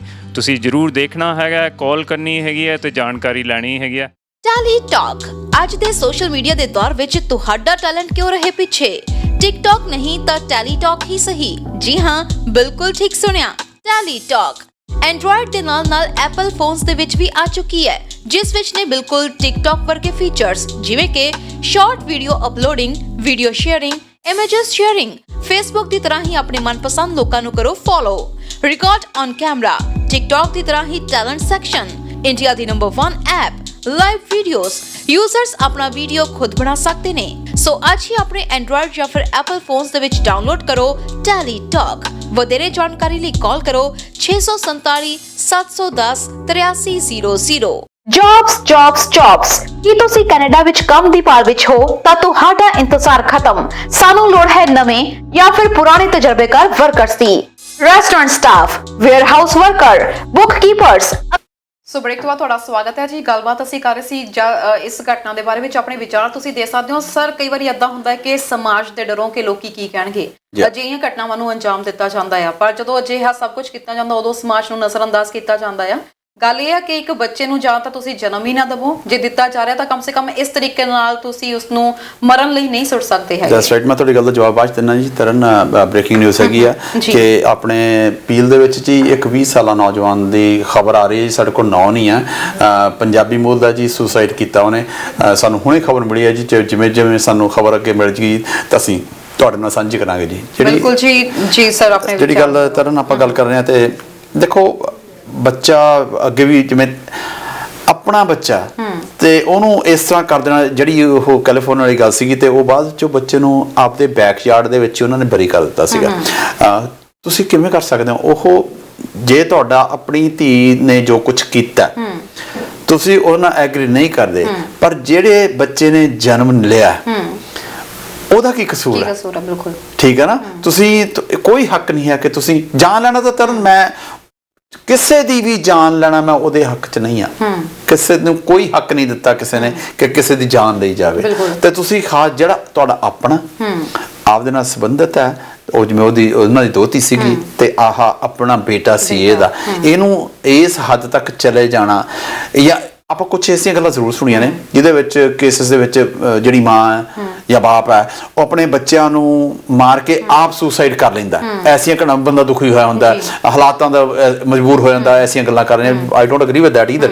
ਪਰ ਆਹ ਜਿਹੜੀ ਗੱਲ ਹੈ ਕਿ ਮੁੜ ਕੇ ਤੁਸੀਂ ਨਹਾਤੀ ਹੈ, ਸਾਫ਼ ਸਫਾਈਆ ਕੀਤਾ, ਲਾਂਡਰੀ ਕੀਤੀ ਹੈ, ਸੌਂ ਗਈ ਹੈ ਜਾ ਕੇ, ਕਿਸ ਹੱਦ ਤੱਕ ਤੁਸੀਂ ਜਾ ਸਕਦੇ ਹੋ ਕਿ ਤੁਹਾਨੂੰ ਆਪਣੀ ਜ਼ਿੰਦਗੀ ਆਪਦੀ ਜਾਨ ਨੂੰ ਤੁਸੀਂ ਬਾਹਰ ਛੱਡ ਦਿੱਤਾ ਤੇ ਆਰਾਮ ਨਾਲ ਤੁਸੀਂ ਸੌਂ ਰਹੇ ਹੋ? ਨੀਂਦ ਕਿਵੇਂ ਆਉਂਦੀ ਹੈ? ਬਿਲਕੁਲ ਜੀ। ਇਹੀ ਮਾਮਲੇ ਦੇ ਵਿੱਚ ਉਹਨਾਂ ਨੂੰ ਦੱਸਦੀ ਹੈ ਕਿ ਸਵਿਤਾ ਦੇ ਉੱਤੇ ਅਟੈਂਪਟ ਟੂ ਮਰਡਰ ਦਾ ਜਿਹੜਾ ਕੇਸ ਦਰਜ ਕੀਤਾ ਗਿਆ ਹੈ ਤੇ 50,000 ਦੀ ਜ਼ਮਾਨਤ ਦੇ ਉੱਤੇ ਕਿਹਾ ਜਾ ਰਿਹਾ ਸੀ ਉਹਨਾਂ ਨੂੰ ਰਿਹਾ ਕਰਨ ਦੇ ਲਈ। ਤੇ ਅਜੇ ਤੱਕ ਇਸ ਉੱਤੇ ਫੈਸਲਾ ਅਜੇ ਨਹੀਂ ਆਇਆ ਸੀ, ਪਰ ਇਹ ਜ਼ਰੂਰ ਕਿਹਾ ਗਿਆ ਕਿ ਉਹਨਾਂ ਤੇ ਜੋ ਦੋਸ਼ ਆਇਦ ਹੋਏ ਨੇ ਉਹ ਅਟੈਂਪਟ ਟੂ ਮਰਡਰ ਦੇ ਦੋਸ਼ ਆਇਦ ਹੋਏ ਨੇ। ਸਰ, ਤੁਹਾਨੂੰ ਕੀ ਲੱਗਦਾ ਦੋਸ਼ ਸਹੀ ਹੋਤੇ ਲੱਗੇ ਨੇ? ਹਾਂਜੀ, ਬਿਲਕੁਲ ਸਹੀ ਗੱਲ। ਮੈਨੂੰ ਤਾਂ ਲੱਗਦਾ ਜੀ ਸਹੀ ਲੱਗਿਆ। ਹਾਲਾਂਕਿ ਉਹਦੀ ਜਿਹੜੀ ਸਟੋਰੀ ਹੈ, ਬਾਕੀ ਆਪਾਂ ਉਹਦੀ ਸਟੋਰੀ ਤਾਂ ਸੁਣੀ ਨਹੀਂ ਹੈ, ਪਰ ਇਹ ਨੈਚੁਰਲੀ ਜਿਹੜੇ ਹਿਸਾਬ 'ਚ ਬੱਚੇ ਨੂੰ ਬਾਹਰ ਸੁੱਟ ਦਿੱਤਾ ਗਿਆ ਤੇ ਬਾਅਦ 'ਚ ਦੀ ਖਬਰ ਵੀ ਨਹੀਂ ਲਈ ਗਈ, ਗਲਤੀ ਨਾਲ ਵੀ ਨਹੀਂ ਸੁੱਟਿਆ ਹੈ, ਤਾਂ ਮੇਰਾ ਖਿਆਲ ਉਹ ਇਸ ਮਾਮਲੇ ਵਿੱਚ ਚਾਰਜ ਜ਼ਰੂਰ ਹੋਵੇਗੀ ਜੀ। ਬਿਲਕੁਲ, ਕਿਉਂਕਿ ਨਿਰਾ ਕੋਰਾ ਝੂਠ ਹੈ। ਇਹ ਕਿੱਦਾਂ ਹੋ ਸਕਦਾ ਕਿ ਇੱਕ ਲੇਡੀ ਨੂੰ ਪਤਾ ਹੀ ਨਾ ਲੱਗੇ 9 ਮਹੀਨੇ ਤੱਕ ਕਿ ਉਹ ਪ੍ਰੈਗਨੈਂਟ ਹੈਗੀ ਹੈ? ਕੁਝ ਤੇ ਤੁਹਾਨੂੰ ਮੂਵਮੈਂਟਸ ਫੀਲ ਹੁੰਦੀਆਂ, ਕੁਝ ਤਾਂ ਹੁੰਦਾ ਹੈ। ਇਹ ਨਹੀਂ ਹੋ ਸਕਦਾ ਕਿ ਮੈਂ ਇਹ ਕੇਸ ਸੁਣਿਆ ਜੀ। ਇਟਸ ਵੈਰੀ ਰੇਅਰ ਜੇ ਕਿਸੇ ਨੂੰ ਪਤਾ ਹੋਵੇ ਇਸ ਗੱਲ ਦਾ ਜੀ। ਅਦਰਵਾਈਜ਼ ਜਿਹੜੀ ਔਰਤ ਦੀ ਜਿਹੜੀ ਵੱਖਰੀ ਬਣਤਰ ਹੈਗੀ ਹੈ ਜੀ, ਉਹਦੇ ਨਾਲ ਉਹਨੂੰ ਜਿਹੜੀਆਂ ਸਰੀਰ ਦੇ ਵਿੱਚ ਚੇਂਜਸ ਆਉਂਦੀਆਂ ਨੇ, ਉਹਦੇ ਨਾਲ ਉਹਨੂੰ ਪਤਾ ਜ਼ਰੂਰ ਲੱਗਣਾ ਚਾਹੀਦਾ ਹੈ। ਬੜੀ ਹੈਰਾਨੀ ਦੀ ਗੱਲ ਹੈ ਕਿ ਉਹਨੂੰ ਇੰਨੀ ਦੇਰ ਪਤਾ ਨਹੀਂ ਲੱਗਿਆ। ਤਾਂ ਔਰ it's a fully develop kid. ਇਹ ਉਹ ਨਹੀਂ ਹੈ ਵੀ ਘੱਟ ਹੁਣ ਮਹੀਨਿਆਂ ਦਾ ਹੋਵੇ, ਫੁੱਲੀ ਡਿਵੈਲਪ ਕਿਡ ਹੈ ਜੀ। ਸੋ ਪੂਰੇ 9 ਮਹੀਨੇ ਲੱਗੇ ਹੋਣਗੇ। I don't know how she didn't knew about that. ਬਿਲਕੁਲ ਜੀ। ਹਾਲੇ ਮਾਮਲਾ ਜਿਹੜਾ ਅਦਾਲਤ ਵਿੱਚ ਹੈ, ਕੇਸ ਸ਼ੁਰੂ ਹੋ ਚੁੱਕਿਆ ਹੈ। ਅਟੈਂਪਟ ਟੂ ਮਰਡਰ ਦਾ ਕੇਸ ਜਿਹੜਾ ਹੈ ਫਾਈਲ ਹੋ ਚੁੱਕਿਆ। ਹਾਲਾਂਕਿ ਸਾਫ਼ ਦਿਖ ਰਿਹਾ ਹੈ ਕਿ ਇਸ ਵਕਤ ਇੱਕ ਸਟੋਰੀ ਕ੍ਰੀਏਟ ਕੀਤੀ ਜਾ ਰਹੀ ਹੈ ਤੇ ਉਸ ਸਟੋਰੀ ਦੇ ਉੱਤੇ ਜਿਹੜਾ ਸਭ ਨੂੰ ਕਨਵਿੰਸ ਕਰਨ ਦੀ ਕੋਸ਼ਿਸ਼ ਕੀਤੀ ਜਾ ਰਹੀ ਹੈ, ਜੋ ਕਿ ਸੁਣਨ ਤੇ ਦੇਖਣ ਨੂੰ ਵੀ ਬਹੁਤ ਹੀ ਝੂਠੀ ਹੋਈ ਸਾਬਿਤ ਹੋ ਰਹੀ ਹੈ। ਸਰ, ਦੂਸਰੀ ਖਬਰ ਬਾਰੇ ਰੁਖ ਕਰਦੇ ਹਾਂ। ਜੇ ਕੋਈ ਦਰਸ਼ਕ ਇਸ ਤੇ ਆਪਣੀ ਰਾਏ ਦੇਣਾ ਚਾਹੁੰਦਾ ਤਾਂ ਤੁਸੀਂ ਜ਼ਰੂਰ ਕਾਲ ਕਰ ਸਕਦੇ ਹੋ। ਸਰ, ਦੂਜੀ ਖਬਰ ਹੈ ਇੰਡੀਅਨ ਅਮਰੀਕਨ ਸੈਕਸ ਅਸੌਲਟ ਦੇ ਮਾਮਲੇ ਦੇ ਵਿੱਚ, ਜਿਹੜਾ ਕਿ ਭਾਲ ਦੇ ਵਿੱਚ ਸੀ। ਇੱਕ ਮਾਈਨਰ ਦੇ ਨਾਲ ਸੈਕਸ਼ੂਅਲ ਅਸੌਲਟ ਦਾ ਉਹਦੇ ਉੱਤੇ ਕੇਸ ਦਰਜ ਹੋਇਆ ਸੀ ਤੇ ਉਸ ਤੋਂ ਬਾਅਦ ਭੱਜਣ ਦੀ ਕੋਸ਼ਿਸ਼ ਕਰਦਾ ਨਿਊਯਾਰਕ ਤੋਂ। ਇਹਦੇ ਬਾਰੇ ਅਸੀਂ ਗੱਲ ਕਰਾਂਗੇ। ਇੱਕ ਦਰਸ਼ਕ ਪਹਿਲਾਂ ਸਾਡੇ ਨਾਲ ਜੁੜ ਗਏ ਨੇ। ਹੈਲੋ ਹੈਲੋ, ਇਹਦੇ ਬਾਰੇ ਮੈਂ ਗੱਲ ਕਰਨੀ ਹੈ, ਜਿਹੜਾ ਚੱਲਦਾ ਹੈਗਾ ਬੱਚੇ ਦਾ। ਹਾਂਜੀ ਹਾਂਜੀ ਜੀ ਰੱਖੋ ਜੀ ਆਪਣੇ ਵਿਚਾਰ। ਤੁਸੀਂ ਟੀਵੀ ਸਕਰੀਨ ਦੀ ਆਵਾਜ਼ ਨੂੰ ਥੋੜਾ ਜਿਹਾ ਘੱਟ ਕਰ ਦਿਓ ਜੀ। ਕਿੱਥੋਂ ਬੋਲ ਰਹੇ ਹੋ? ਅਸੀਂ ਵਿਨੀਪੈਗ ਤੋਂ। ਜੀ ਸਰ, ਕੀ ਕਹਿਣਾ ਚਾਹੁੰਦੇ ਹੋ ਜੀ? ਹਾਂਜੀ, ਉਹਦੇ ਹਸਬੈਂਡ ਨੂੰ ਤਾਂ ਪਤਾ ਹੋਣਾ ਚਾਹੀਦਾ ਹੀ ਆ ਤੇ ਜਿਹੜੀ ਲੜਕੀ ਨੇ ਇਹ ਬੱਚਾ ਸਿੱਟਿਆ ਉਹ ਹਸਬੈਂਡ ਨੂੰ ਵੀ ਪਤਾ, ਜਾਂ ਕੋਈ ਹੋਰ ਜਿਸ ਘਰ 'ਚ ਰਹਿੰਦੀ ਸੀਗੀ ਉਹਨੂੰ ਵੀ ਪਤਾ ਹੋਣਾ ਚਾਹੀਦਾ ਆ ਵੀ ਸ਼ਾਇਦ ਕੁਛ ਇਦਾਂ ਦੀ ਗੱਲ ਲੱਗਦੀ ਆ। ਤੁਹਾਡੀ ਗੱਲ ਸਹੀ ਹੈ ਜੀ, ਪਰ ਕਈ ਵਾਰੀ ਅੱਜ ਕੱਲ ਆਮ ਇਹ ਗੱਲਾਂ ਸੁਣਦੇ ਆ ਕਿ ਜ਼ਰੂਰੀ ਨਹੀਂ ਆ ਕਿ ਔਰਤ ਤੇ ਮਰਦ ਇਕੱਠੇ ਰਹਿੰਦੇ ਹੋਣ। ਜੇ ਕਈ ਇੱਕ ਅਲੱਗ-ਅਲੱਗ ਰਹਿੰਦੇ ਨੇ, ਕੋਈ ਜ਼ਰੂਰੀ ਨਹੀਂ ਆ ਕਿ ਉਹਦਾ ਹਸਬੈਂਡ ਜਾਂ ਉਹਦਾ ਬॉयਫ੍ਰੈਂਡ ਆ ਜਿਹੜਾ ਵੀ ਆ ਇਕੱਠੇ ਨਾ ਰਹਿੰਦੇ ਹੋਣ। ਹੋ ਗਈ ਘਰ ਦੇ ਵਿੱਚ ਜਿਹਦੇ ਨਾਲ ਰਹਿੰਦੀ ਆ। ਜੀ ਬਿਲਕੁਲ, ਘਰ ਦੇ ਵਿੱਚ ਉਹਨਾਂ ਦੇ ਕਪਲ ਦੇ ਬਾਰੇ ਤਾਂ ਨਹੀਂ ਦੱਸਿਆ ਗਿਆ ਹਜੇ, ਜਿੰਨੀ ਵੀ ਨਿਊਜ਼ ਹੁਣ ਤੱਕ ਮਿਲੀ ਹੈ ਕਿ ਘਰ ਦੇ ਵਿੱਚ ਨਾਲ ਕੌਣ ਰਹਿੰਦਾ ਸੀ। ਪਰ ਇਹ ਜ਼ਰੂਰ ਹੈ ਕਿ ਚਾਹੇ ਪੇਰੈਂਟਸ ਹੋਣ ਚਾਹੇ ਨਾ ਹੋਣ, ਪਰ ਇਹ ਨਹੀਂ ਹੋ ਸਕਦਾ ਕਿ ਉਹਨਾਂ ਨੂੰ ਪਤਾ ਹੀ ਨਾ ਹੋਵੇ ਕਿ ਉਹ ਪ੍ਰੈਗਨੈਂਟ ਨੇ। ਪਰ ਹੋ ਸਕਦਾ, ਪਰ ਮੁਸ਼ਕਿਲ ਜਿਹੀ ਗੱਲ ਲੱਗਦੀ ਹੈ ਤਾਂ ਫਿਰ ਨਾ ਪਤਾ ਹੋਵੇ। ਥੈਂਕ ਯੂ ਜੀ, ਥੈਂਕਸ ਬਹੁਤ ਬਹੁਤ ਸ਼ੁਕਰੀਆ ਜੀ, ਤੁਸੀਂ ਆਪਣੇ ਵਿਚਾਰ ਸਾਡੇ ਨਾਲ ਸਾਂਝੇ ਕੀਤੇ ਨੇ। ਇਹ ਦੁਰੀਆ ਕੰਦਨ ਹੈ ਜੀ, ਜਿਨ੍ਹਾਂ ਦੀ ਤੁਸੀਂ ਆਪਾਂ ਗੱਲ ਕਰਨ ਲੱਗੇ ਹਾਂ। ਇਹਨਾਂ ਨੂੰ ਓਹਾਇਰ ਜਿਹੜਾ ਸ਼ਿਕਾਗੋ ਦਾ ਬਹੁਤ ਵੱਡਾ, one of the biggest airports in the world actually, not ਦਾ ਕਿਸੇ ਵੇਲੇ ਬਿਗਰ ਸੀਗਾ ਜੀ, ਬਹੁਤ ਬਿਜ਼ੀ, ਆਈ ਬੀਨ ਦੇਅਰ, ਬਹੁਤ ਬਿਜ਼ੀ 에ਅਰਪੋਰਟ ਹੈ ਜੀ। ਉੱਥੇ ਇਹ ਚੜ੍ਹਨ ਲੱਗਿਆ ਸੀਗਾ ਜੀ ਤੇ ਔਰ ਉਹਨੂੰ ਗ੍ਰਿਫਤਾਰ ਕਰ ਲਿਆ ਗਿਆ। ਔਰ ਵੈਸੀ ਚੈਕਿੰਗ ਹੋ ਰਹੀ ਸੀ, ਔਰ ਚੈਕਿੰਗ ਦੇ ਵਿੱਚ ਮੇਰੇ ਖਿਆਲ ਪਾਸਪੋਰਟ ਵੀ ਇਹਨੇ ਕਿਸੇ ਹੋਰ ਦੋਸਤ ਮਿੱਤਰ ਦਾ ਲਿਆ ਹੋਇਆ ਸੀਗਾ, ਜਿਹਦੇ ਨਾਲ ਦੇਸ਼ ਨੂੰ ਭੱਜਣਾ ਚਾਹੁੰਦਾ ਸੀਗਾ। ਤੇ ਸ਼ਾਇਦ ਇਹਦੇ ਪੇਰੈਂਟਸ ਸੀ, ਕੋਈ ਇਹਨੇ ਕਿਹਾ ਸੀਗਾ ਮੇਰੇ ਪੇਰੈਂਟਸ ਢਿੱਲੇ ਨੇ, ਫਾਦਰ ਸਾਹਿਬ ਦੀ ਤਬੀਅਤ ਖਰਾਬ ਹੈ। ਦੱਸਦੀ ਹੈ ਦਰਸ਼ਕਾਂ ਨੂੰ, ਇਹਨਾਂ ਦੀ ਜੀ ਉਮਰ 41 ਸਾਲ ਹੈ। ਇਹਨਾਂ ਦਾ ਨਾਮ ਹੈ ਦੁਰਾਈ ਕੰਦਨ ਮੁਰੂਗਨ। ਇਹਨਾਂ ਉੱਤੇ ਨਿਊ ਜਰਸੀ ਦੇ ਵਿੱਚ ਇੱਕ ਮਾਈਨਰ ਦੇ ਨਾਲ ਸੈਕਸ਼ੂਅਲ ਅਸੌਲਟ ਦੇ ਦੋਸ਼ ਲੱਗੇ ਸੀ, ਜਿਸ ਤੋਂ ਬਾਅਦ ਇਹਨਾਂ ਨੇ ਭੱਜਣ ਦੀ ਕੋਸ਼ਿਸ਼ ਕੀਤੀ ਤਾਂ ਓਹਾਇਓ ਦੇ ਜਿਹੜੇ ਇੰਟਰਨੈਸ਼ਨਲ 에ਅਰਪੋਰਟ ਆ ਉੱਥੋਂ ਉਹਨਾਂ ਨੂੰ ਗ੍ਰਿਫਤਾਰ ਕਰ ਲਿਆ ਗਿਆ। ਇੱਕ ਰੈਗੂਲਰ ਚੈਕਿੰਗ ਹੋ ਰਹੀ ਸੀ, ਜਿਸ ਦੇ ਤਹਿਤ ਜਦੋਂ ਇਹਨਾਂ ਦੇ ਬੈਗ ਫਰੋਲੇ ਗਏ ਤਾਂ ਉਹਦੇ ਵਿੱਚੋਂ ਕੁਝ ਐਵੇਂ ਦੇ ਹੀ ਪੇਪਰਸ ਮਿਲੇ ਸੀ ਜੋ ਇਸ ਕੇਸ ਨਾਲ ਰੈਲੇਵੈਂਟ ਸੀ। ਜਦੋਂ ਇਹਨਾਂ ਦੇ ਫਿੰਗਰਪ੍ਰਿੰਟ ਲਏ ਗਏ ਤਾਂ ਪੂਰੇ ਮਾਮਲੇ ਦਾ ਪਤਾ ਲੱਗਿਆ ਕਿ ਇਹਨਾਂ ਉੱਤੇ ਦੋਸ਼ ਜਿਹੜੇ ਐਵੇਂ ਦੇ ਆਇਦ ਹੋਏ ਨੇ। ਜਿਹੜਾ ਇਹ ਪਾਸਪੋਰਟ ਲੈ ਕੇ ਭੱਜਣ ਦੀ ਫਿਰਾਕ ਵਿੱਚ ਸੀ, ਉਹ ਪਾਸਪੋਰਟ ਵੀ ਇਹਨਾਂ ਦੇ ਦੋਸਤ ਦਾ ਸੀ ਤੇ ਉਸ ਵਕਤ ਐਕਸਕਿਊਜ਼ ਸਰ ਇਹ ਲਗਾਇਆ ਗਿਆ ਸੀ ਕਿ ਮੇਰੇ ਪਿਤਾ ਦੀ ਤਬੀਅਤ ਭਾਰਤ ਵਿੱਚ ਸਹੀ ਨਹੀਂ ਹੈਗੀ, ਜਿਸ ਤੇ ਚੱਲਦੇ ਉਹ ਜਾਣਾ ਚਾਹੁੰਦੇ ਨੇ। ਪਿਤਾ ਦੀ ਤਬੀਅਤ ਸਹੀ ਨਹੀਂ, ਚਲੋ ਮੰਨ ਸਕਦੇ ਹਾਂ, ਪਰ ਆਪਣੇ ਦੋਸਤ ਦੇ ਪਾਸਪੋਰਟ ਦੇ ਉੱਤੇ ਭੱਜਣ ਦੀ ਕੋਸ਼ਿਸ਼ ਕਿਉਂ ਹੋ ਰਹੀ ਸੀ? ਡਬਲ ਵੈਮੀ ਹੋ ਗਈ ਹੈ ਜੀ। ਔਰ ਇਹਦਾ ਮਤਲਬ ਸਿੱਧੀ ਜੀ ਗੱਲ ਹੈਗੀ ਆ, ਬੰਦੇ ਨੂੰ ਪਤਾ ਸੀਗਾ, ਇਹ ਜਾਣ ਕੇ ਇਹਨੂੰ ਲੱਗਦਾ ਸੀਗਾ ਕਿ ਫੜਿਆ ਜਾਏਗਾ ਤਾਂ ਇਹ ਤਾਂ ਉਹਦੇ ਉੱਤੇ ਨਿਕਲਣਾ ਚਾਹੁੰਦਾ ਹੋਏਗਾ। ਹੁਣ ਇਹਦਾ ਫਰੈਂਡ ਵੀ ਫੜਿਆ ਜਾਏਗਾ ਜੀ, ਜਿਹਨੇ ਆਪਣਾ ਪਾਸਪੋਰਟ ਦਿੱਤਾ ਹੈ। ਸਰ ਹੋ ਸਕਦਾ ਕਿ ਉੱਥੋਂ ਵੀ ਚੋਰੀ ਕੀਤਾ ਹੋਵੇ। ਜਾਂ ਇਹ ਦੋਸ਼ ਹੁਣ ਇਹ ਤੇ ਇਹੀ ਲੱਗੇਗਾ ਕਿ ਮੇਰੇ ਕੋਲੋਂ ਚੋਰੀ ਕਰਕੇ ਲੈ ਗਏਗਾ। ਜੇ ਉਹ ਕਹੇਗਾ ਮੈਂ ਆਪਦੀ ਮਰਜ਼ੀ ਨਾਲ ਪਾਸਪੋਰਟ ਦਿੱਤਾ ਤਾਂ ਉਹ ਵੀ ਫੜਿਆ ਜਾਏਗਾ, ਉਹ ਵੀ ਫਸੇਗਾ, ਰਾਈਟ। ਹੁਣ ਉਹਦੇ ਇਹੀ ਕਹੇਗਾ ਕਿ ਮੇਰਾ ਪਾਸਪੋਰਟ ਚੋਰੀ ਹੋ ਗਿਆ। ਪਰ ਲੋਕਾਂ ਦਾ ਹੌਸਲਾ ਬੜਾ, ਜਿਹੜਾ ਕਿਸੇ ਹੋਰ ਦੇ ਪਾਸਪੋਰਟ ਤੇ ਟਰੈਵਲ ਕਰਨਾ, ਇਟਸ ਨਾਟ ਈਜ਼ੀ। ਪਤਾ ਨਹੀਂ ਇਹ ਲੋਕ ਕਿਹੜੇ ਹਿਸਾਬ ਦੇ ਵਿੱਚ ਇਹ ਕਰਦੇ ਹੈਗੇ। ਹਾਂ, ਇਹ ਜ਼ਰੂਰ ਹੋਇਆ ਕਿ ਫੋਟੋ ਉਸ ਬੰਦੇ ਦੀ ਹੋਵੇ ਤੇ ਨਾ ਕੁਝ ਹੋਰ ਹੋਵੇ। ਅਜਿਹੀਆਂ ਗੱਲਾਂ ਹੋਈਆਂ ਨੇ, ਬਹੁਤ ਲੋਕਾਂ ਨੇ ਅਜਿਹਿਆਂ ਤੇ ਟਰੈਵਲ ਕੀਤਾ ਹੈ। ਪਰ ਜਦੋਂ ਫੋਟੋ ਵੀ ਕਿਸੇ ਹੋਰ ਦੀ ਹੈ ਤੇ ਤੁਸੀਂ ਟਰੈਵਲ ਕਰਨ ਲੱਗੇ ਹੋ ਤੇ ਜਦੋਂ ਤੁਹਾਨੂੰ ਸਕੈਨ ਕਰਨਾ, ਤੁਹਾਡਾ ਪਾਸਪੋਰਟ ਸਕੈਨ ਹੋਣਾ, ਤਾਂ ਉਦੋਂ ਤੁਸੀਂ ਫੜੇ ਜਾਣਾ। ਪਤਾ ਨਹੀਂ ਇਹ ਬੰਦਾ ਫੜੇ ਜਾਣ ਵਾਸਤੇ ਸੀਗਾ ਆਏਗਾ ਜੀ। ਬਿਲਕੁਲ, ਇੱਕ ਦਰਸ਼ਕ ਹੋਰ ਜੁੜ ਗਏ ਨੇ ਇਸ ਵਕਤ ਸਾਡੇ ਨਾਲ। ਹੈਲੋ ਹਾਂਜੀ ਤਰਨ ਜੀ, ਸਤਿ ਸ਼੍ਰੀ ਅਕਾਲ। ਸਤਿ ਸ਼੍ਰੀ ਅਕਾਲ ਜੀ। ਔਰ ਮਰਗਨ ਜੀ, ਸਤਿ ਸ਼੍ਰੀ ਅਕਾਲ। ਸਤਿ ਸ਼੍ਰੀ ਅਕਾਲ ਜੀ। ਮੈਂ ਐਕਚੁਅਲੀ ਤੁਸੀਂ ਟੌਪਿਕ ਆਈ ਮੀਨ ਇੱਕ ਨਿਊਜ਼ ਹੈ ਨਾ, ਜਿਹੜੀ ਲੜਕੀ ਨੇ ਤਾਂ ਦਾ ਬੱਚੇ ਨੂੰ ਕੀਤਾ ਹੈਗਾ ਜੀ ਜੀ। ਇਹ ਬੜੀ ਹੀ ਵੈਸੇ ਇੰਨੀ ਨਿਊਜ਼ ਹੈ ਕਿ ਬੰਦਾ ਨਾ ਸੋਚ ਕੇ ਕੰਬਦਾ ਕਿ ਕਿੱਦਾਂ ਦਾ ਹਨਾ ਹੋ ਰਿਹਾ ਦੁਨੀਆ ਵਿੱਚ। ਬਟ ਇਹ ਬਿਲਕੁਲ ਟੋਟਲੀ ਝੂਠ ਹੀ ਲੱਗ ਰਿਹਾ ਕਿ ਉਹ ਬੰਦਾ ਡਰਾਮਾ ਜੀ। ਸ਼ਾਇਦ ਮੈਮ ਦਾ ਫੋਨ ਜਿਹੜਾ ਹੈ ਸ਼ਾਇਦ ਤੁਹਾਡੀ ਆਵਾਜ਼ ਕੱਟੀ ਗਈ, ਤੁਸੀਂ ਦੁਬਾਰਾ ਕਾਲ ਕਰ ਸਕਦੇ ਹੋ। ਸਾਨੂੰ ਦੇयर ਸਮਥਿੰਗ ਟੈਕਨੀਕਲ ਪ੍ਰੋਬਲਮ ਆਈ ਹੈ ਜੀ, ਤੁਸੀਂ ਦੁਬਾਰਾ ਸਾਨੂੰ ਫਿਰ ਕਾਲ ਕਰ ਸਕਦੇ ਹੋ। ਬਿਲਕੁਲ ਜੀ, ਸ਼ਾਇਦ ਤੁਹਾਡੀ ਰੇਂਜ ਦੀ ਪ੍ਰੋਬਲਮ ਆ ਰਹੀ ਹੈ, ਸੋ ਤੁਹਾਡਾ ਫੋਨ ਡਿਸਕਨੈਕਟ ਹੋ ਗਿਆ, ਤੁਸੀਂ ਦੁਬਾਰਾ ਕਾਲ ਕਰ ਸਕਦੇ ਹੋ। ਸਰ, ਜਿਵੇਂ ਇਹਨਾਂ ਨੇ ਘਟਨਾ ਦੀ ਗੱਲ ਕੀਤੀ ਹੈ, ਇਸ ਤੋਂ ਆਪਾਂ ਥੋੜੀ ਜਿਹੀ ਹੁਣ ਅਗਲੀ ਨਿਊਜ਼ ਦੇ ਵੱਲ ਵਧ ਰਹੇ ਹਾਂ। ਤੇ ਜਿਹੜੀ ਹੁਣੀ ਆਪਾਂ ਗੱਲ ਕਰ ਰਹੇ ਸੀ, ਤੁਸੀਂ ਦੱਸਿਆ ਕਿ ਘਟਨਾ ਜਿਹੜੀ ਇਹ ਹੋਈ, ਪਹਿਲਾਂ ਤੁਸੀਂ ਆਲਰੇਡੀ ਇੱਕ ਜੁਰਮ ਕਰਦੇ ਹੋ, ਜਿਹਦੇ ਉੱਤੇ ਮਾਮਲੇ ਦੇ ਵਿੱਚ ਤੁਸੀਂ ਇਸ ਵਕਤ ਦੇਖ ਸਕਦੇ ਹੋ ਕਿ ਉਹਨਾਂ ਉੱਤੇ ਕੇਸ ਵੀ ਚੱਲ ਰਿਹਾ। ਮਤਲਬ ਕਿ ਕਿਤੇ ਨਾ ਕਿਤੇ ਉਸ ਕੇਸ ਵਿੱਚ ਉਹ ਦੋਸ਼ੀ ਹੈਗੇ ਸੀਗੇ, ਤਾਂ ਹੀ ਉੱਥੋਂ ਭੱਜਣ ਦੀ ਫਿਰਾਕ ਵਿੱਚ ਸੀਗੇ। ਬਿਲਕੁਲ ਜੀ, ਹਾਂ। ਤੇ ਔਰ ਮੈਂ ਕਹਿੰਦਾ ਚੰਗੀ ਗੱਲ ਹੈ ਜਿਹੜਾ ਬੰਦਾ ਫੜਿਆ ਗਿਆ। ਜਿਹੜੇ ਤੁਸੀਂ ਹੁਣੇ ਉਹ ਦੇਖੋ, ਜੇ ਕਿਤੇ ਉੱਥੋਂ ਚਲਾ ਜਾਂਦਾ ਜੀ ਤਾਂ ਇਹ ਕਿੱਥੇ ਫੜ ਹੋਣਾ ਸੀਗਾ। ਜਿਹੜੇ ਕੇਸ ਇਹਨਾਂ ਦਾ ਚੱਲਣਾ ਸੀਗਾ ਉਹਦਾ ਸੋਲਵ ਨਹੀਂ ਸੀ ਹੋਣਾ। ਕੀ ਹੋਣਾ ਸੀਗਾ, ਲੋਕੀ ਉਹ ਪਤਾ ਨਹੀਂ, ਕਈ ਲੋਕ ਭੱਜਦੇ ਵੀ ਹੋਣਗੇ, ਕਰਦੇ ਵੀ ਹੋਣਗੇ। ਪਰ ਨੀਰਵ ਮੋਦੀ ਭੱਜ ਗਿਆ ਜੀ, ਵਿਜੇ ਮਾਲਿਆ ਭੱਜ ਗਿਆ। ਦੇਖੋ ਤੁਸੀਂ, ਨੀਰਵ ਮੋਦੀ ਤੁਸੀਂ ਭੱਜਿਆ ਕਹਿੰਦੇ ਹੋ ਜੀ, ਮੈਂ ਕਹਿੰਦਾ ਭਜਾਇਆ, ਤੇ ਥੋੜਾ ਫਰਕ ਹੋ ਜਾਂਦਾ ਇੱਥੇ। ਤੁਸੀਂ ਇਹ ਦੇਖੋ ਕਿ ਵਿਜੇ ਮਾਲਿਆ ਦੀ ਵੀ ਗੱਲ ਇਹੀ ਆ ਫਰਕ ਇੰਨਾ ਆ ਕਿ ਉੱਥੇ ਇੱਕ ਸੈਕਸ਼ੂਅਲ ਅਸਾਲਟ ਦੇ ਜਿਹੜਾ ਦੋਸ਼ੀ ਪਾਇਆ ਹਜੇ ਉਹਦੇ ਉੱਤੇ ਕੇਸ ਦਰਜ ਕੀਤਾ ਗਿਆ ਆ, ਸੋ ਉਹਦੇ ਉੱਤੇ ਮੁਕੱਦਮਾ ਚੱਲ ਰਿਹਾ ਸੀ ਤਾਂ ਉਹਨੂੰ 에ਅਰਪੋਰਟ ਤੋਂ ਗ੍ਰਿਫਤਾਰ ਕਰ ਲਿਆ ਗਿਆ। ਇੱਧਰ ਸਾਡੇ ਦੇਖੋ ਅਰੈਸਟ ਵਾਰੰਟ ਇਸ਼ੂ ਹੋ ਜਾਂਦਾ, ਸਭ ਕੁਝ ਹੋ ਜਾਂਦਾ, ਪਤਾ ਵੀ ਲੱਗਦਾ ਕਿ ਕਿਤੋਂ ਭੱਜ ਨਾ ਜਾਵੇ ਤਾਂ ਵੀ ਨਹੀਂ ਫੜਿਆ ਜਾਂਦਾ। ਦੇਖੋ ਇਹਦਾ ਮਤਲਬ ਮਿਲੀ ਭੁਗਤ ਹੈ, ਮਿਲੀ ਭੁਗਤ ਬਿਨਾਂ ਤੁਸੀਂ ਨਿਕਲ ਨਹੀਂ ਸਕਦੇ। ਜਾਂ ਤੁਹਾਡਾ ਬੈਨ ਲੱਗਿਆ, ਪਹਿਲੀ ਗੱਲ ਤਾਂ ਜਦੋਂ ਅਜਿਹੀਆਂ ਗੱਲਾਂ ਆਪਣੇ ਇੰਡੀਆ 'ਚ ਵੀ ਹੁੰਦੀਆਂ, ਕਿਤੇ ਵੀ ਹੁੰਦੀਆਂ, ਪਹਿਲਾਂ ਪਾਸਪੋਰਟ ਫੜਿਆ ਜਾਂਦਾ। ਮੇਰੇ ਵਰਗੇ ਤਾਂ ਫੜ ਲੈਂਦੇ ਆ, ਤੁਹਾਡੇ ਵਰਗੇ ਨੂੰ ਕਹਿੰਦਾ ਚੰਗਾ ਜਾ, ਇਹੋ ਜਿਹੀ ਗੱਲ ਹੋ ਜਾਂਦੀ ਕਈ ਵਾਰੀ। ਠੀਕ ਹੈ ਸਰ। ਬਿਲਕੁਲ ਜੀ, ਅਗਲੀ ਖਬਰ ਵੱਲ ਵਧਦੇ ਹਾਂ। ਉਹ ਵੀ ਇੱਕ ਅਜਿਹੀ ਹੀ ਦਿਲ ਨੂੰ ਦਹਿਲਾਉਣ ਵਾਲੀ ਜਿਹੜੀ ਖਬਰ ਹੈ। 36 ਸਾਲ ਬਾਅਦ ਟੋਰਾਂਟੋ ਦੇ ਵਿੱਚ ਇੱਕ ਲੜਕੀ ਦੇ ਕਾਤਲ ਨੂੰ ਗ੍ਰਿਫਤਾਰ ਕੀਤਾ ਗਿਆ। ਗ੍ਰਿਫਤਾਰ ਵੀ ਕੀ ਕੀਤਾ ਗਿਆ, ਲੱਭਿਆ ਹੀ ਗਿਆ ਉਹਨਾਂ ਨੂੰ। ਸਰ ਕੀ ਕਹੋਗੇ ਇਸ ਖਬਰ ਦੇ ਬਾਰੇ? ਤਰਨ, ਉਹ ਲੜਕੀ ਦਾ ਨਾਮ ਕ੍ਰਿਸਟੀਨ ਜੈਸਪ ਹੈ। ਮੈਂ ਉਦੋਂ ਨਵਾਂ ਇਸ ਕੰਟਰੀ 'ਚ ਆਇਆ ਸੀਗਾ ਜੀ। ਬਹੁਤ ਵੱਡੀ ਖਬਰ ਸੀਗੀ ਇਸ ਜਗ੍ਹਾ ਦੇ ਉੱਤੇ। 9 ਸਾਲਾਂ ਦੀ ਬੱਚੀ ਹੈ ਜੀ। North of Toronto, north of new market ਹੈ ਜਿਹੜੀ ਜਗ੍ਹਾ ਹੈ, ਉੱਥੇ ਕੁਈਨਸ ਵੇਲਾ ਮੇਰੇ ਖਿਆਲ ਉਸ ਜਗ੍ਹਾ ਦਾ ਨਾਮ ਜੀ। ਉੱਥੋਂ ਉਹ ਰਹਿੰਦੀ ਹੁੰਦੀ ਸੀਗੀ ਤੇ ਉਹ ਅਗਵਾ ਕਰ ਲਈ ਗਈ ਸੀਗੀ। ਉਹਦਾ 3 ਮਹੀਨੇ ਬਾਅਦ ਉਹਦੀ ਬੋਡੀ ਲੱਭੀ ਸੀ। ਉਹਦੀ ਬੋਡੀ ਦੇ ਜਿਹੜੇ ਕਾਰਨ ਸੀਗਾ ਡੈਥ ਦਾ, ਉਹਦੇ ਸਟੈਬਿੰਗ ਸੀਗੀ। ਉਹ ਜਿਹੜੀ ਜਗ੍ਹਾ ਤੇ ਰਹਿੰਦੀ ਸੀ ਉਹ ਤੋਂ ਨੇੜੇ ਇੱਕ ਹੋਰ ਛੋਟਾ ਜਿਹਾ ਪਿੰਡ ਹੈਗਾ ਸਦਰਲੈਂਡ, ਉੱਥੋਂ ਉਹਦੀ ਲਾਸ਼ ਮਿਲੀ ਸੀਗੀ। ਉਸ ਕੇਸ ਦੇ ਵਿੱਚ ਇੱਕ ਬੰਦੇ ਨੂੰ ਫੜ ਵੀ ਲਿਆ ਗਿਆ ਸੀਗਾ, ਗੀ ਪਾਲ ਮੋਰੈਨ ਹੈ ਜੀ ਉਹਦਾ ਨਾਮ। ਫੜ ਵੀ ਲਿਆ ਸੀਗਾ ਤੇ ਉਹਨੂੰ ਸਜ਼ਾ ਵੀ ਹੋ ਗਈ ਸੀ। ਔਰ ਉਹ ਬੰਦਾ ਜਿਹੜਾ ਫੜਿਆ ਗਿਆ ਸੀ, ਉਹਨੇ 10 ਸਾਲ ਬਾਅਦ 10 ਸਾਲ ਤੱਕ ਉਹ ਆਪਦਾ ਜੇਲ੍ਹ 'ਚ ਬੈਠੇ ਨੇ ਕੇਸ ਲੜਿਆ ਕਿ ਮੈਂ ਇਨੋਸੈਂਟ ਹਾਂ। ਅਖੀਰ ਉਹ DNA ਦੇ ਬੇਸ ਦੇ ਉੱਤੇ ਉਹ ਇਨੋਸੈਂਟ ਕਰਾਰ ਦਿੱਤਾ ਗਿਆ, ਉਹਨੂੰ ਛੱਡਿਆ ਗਿਆ। ਉਹਨੂੰ $1.3 ਮਿਲੀਅਨ ਉਹਨਾਂ ਦਿਨਾਂ ਦੇ ਵਿੱਚ ਇਨ ਆਈ ਗੈਸ 93 ਦੇ ਵਿੱਚ $1.3 ਮਿਲੀਅਨ ਉਹਨੂੰ ਕੰਪਨਸੇਟ ਕੀਤਾ ਗਿਆ। ਸਰਕਾਰ ਨੇ ਮੁਆਫੀ ਮੰਗੀ। ਉਸ ਤੋਂ ਮਗਰੋਂ ਉਹਦੀ ਇਨਕੁਆਇਰੀ ਹੋਈ ਤੇ ਉਹ ਬੰਦਾ ਛੁੱਟ ਗਿਆ।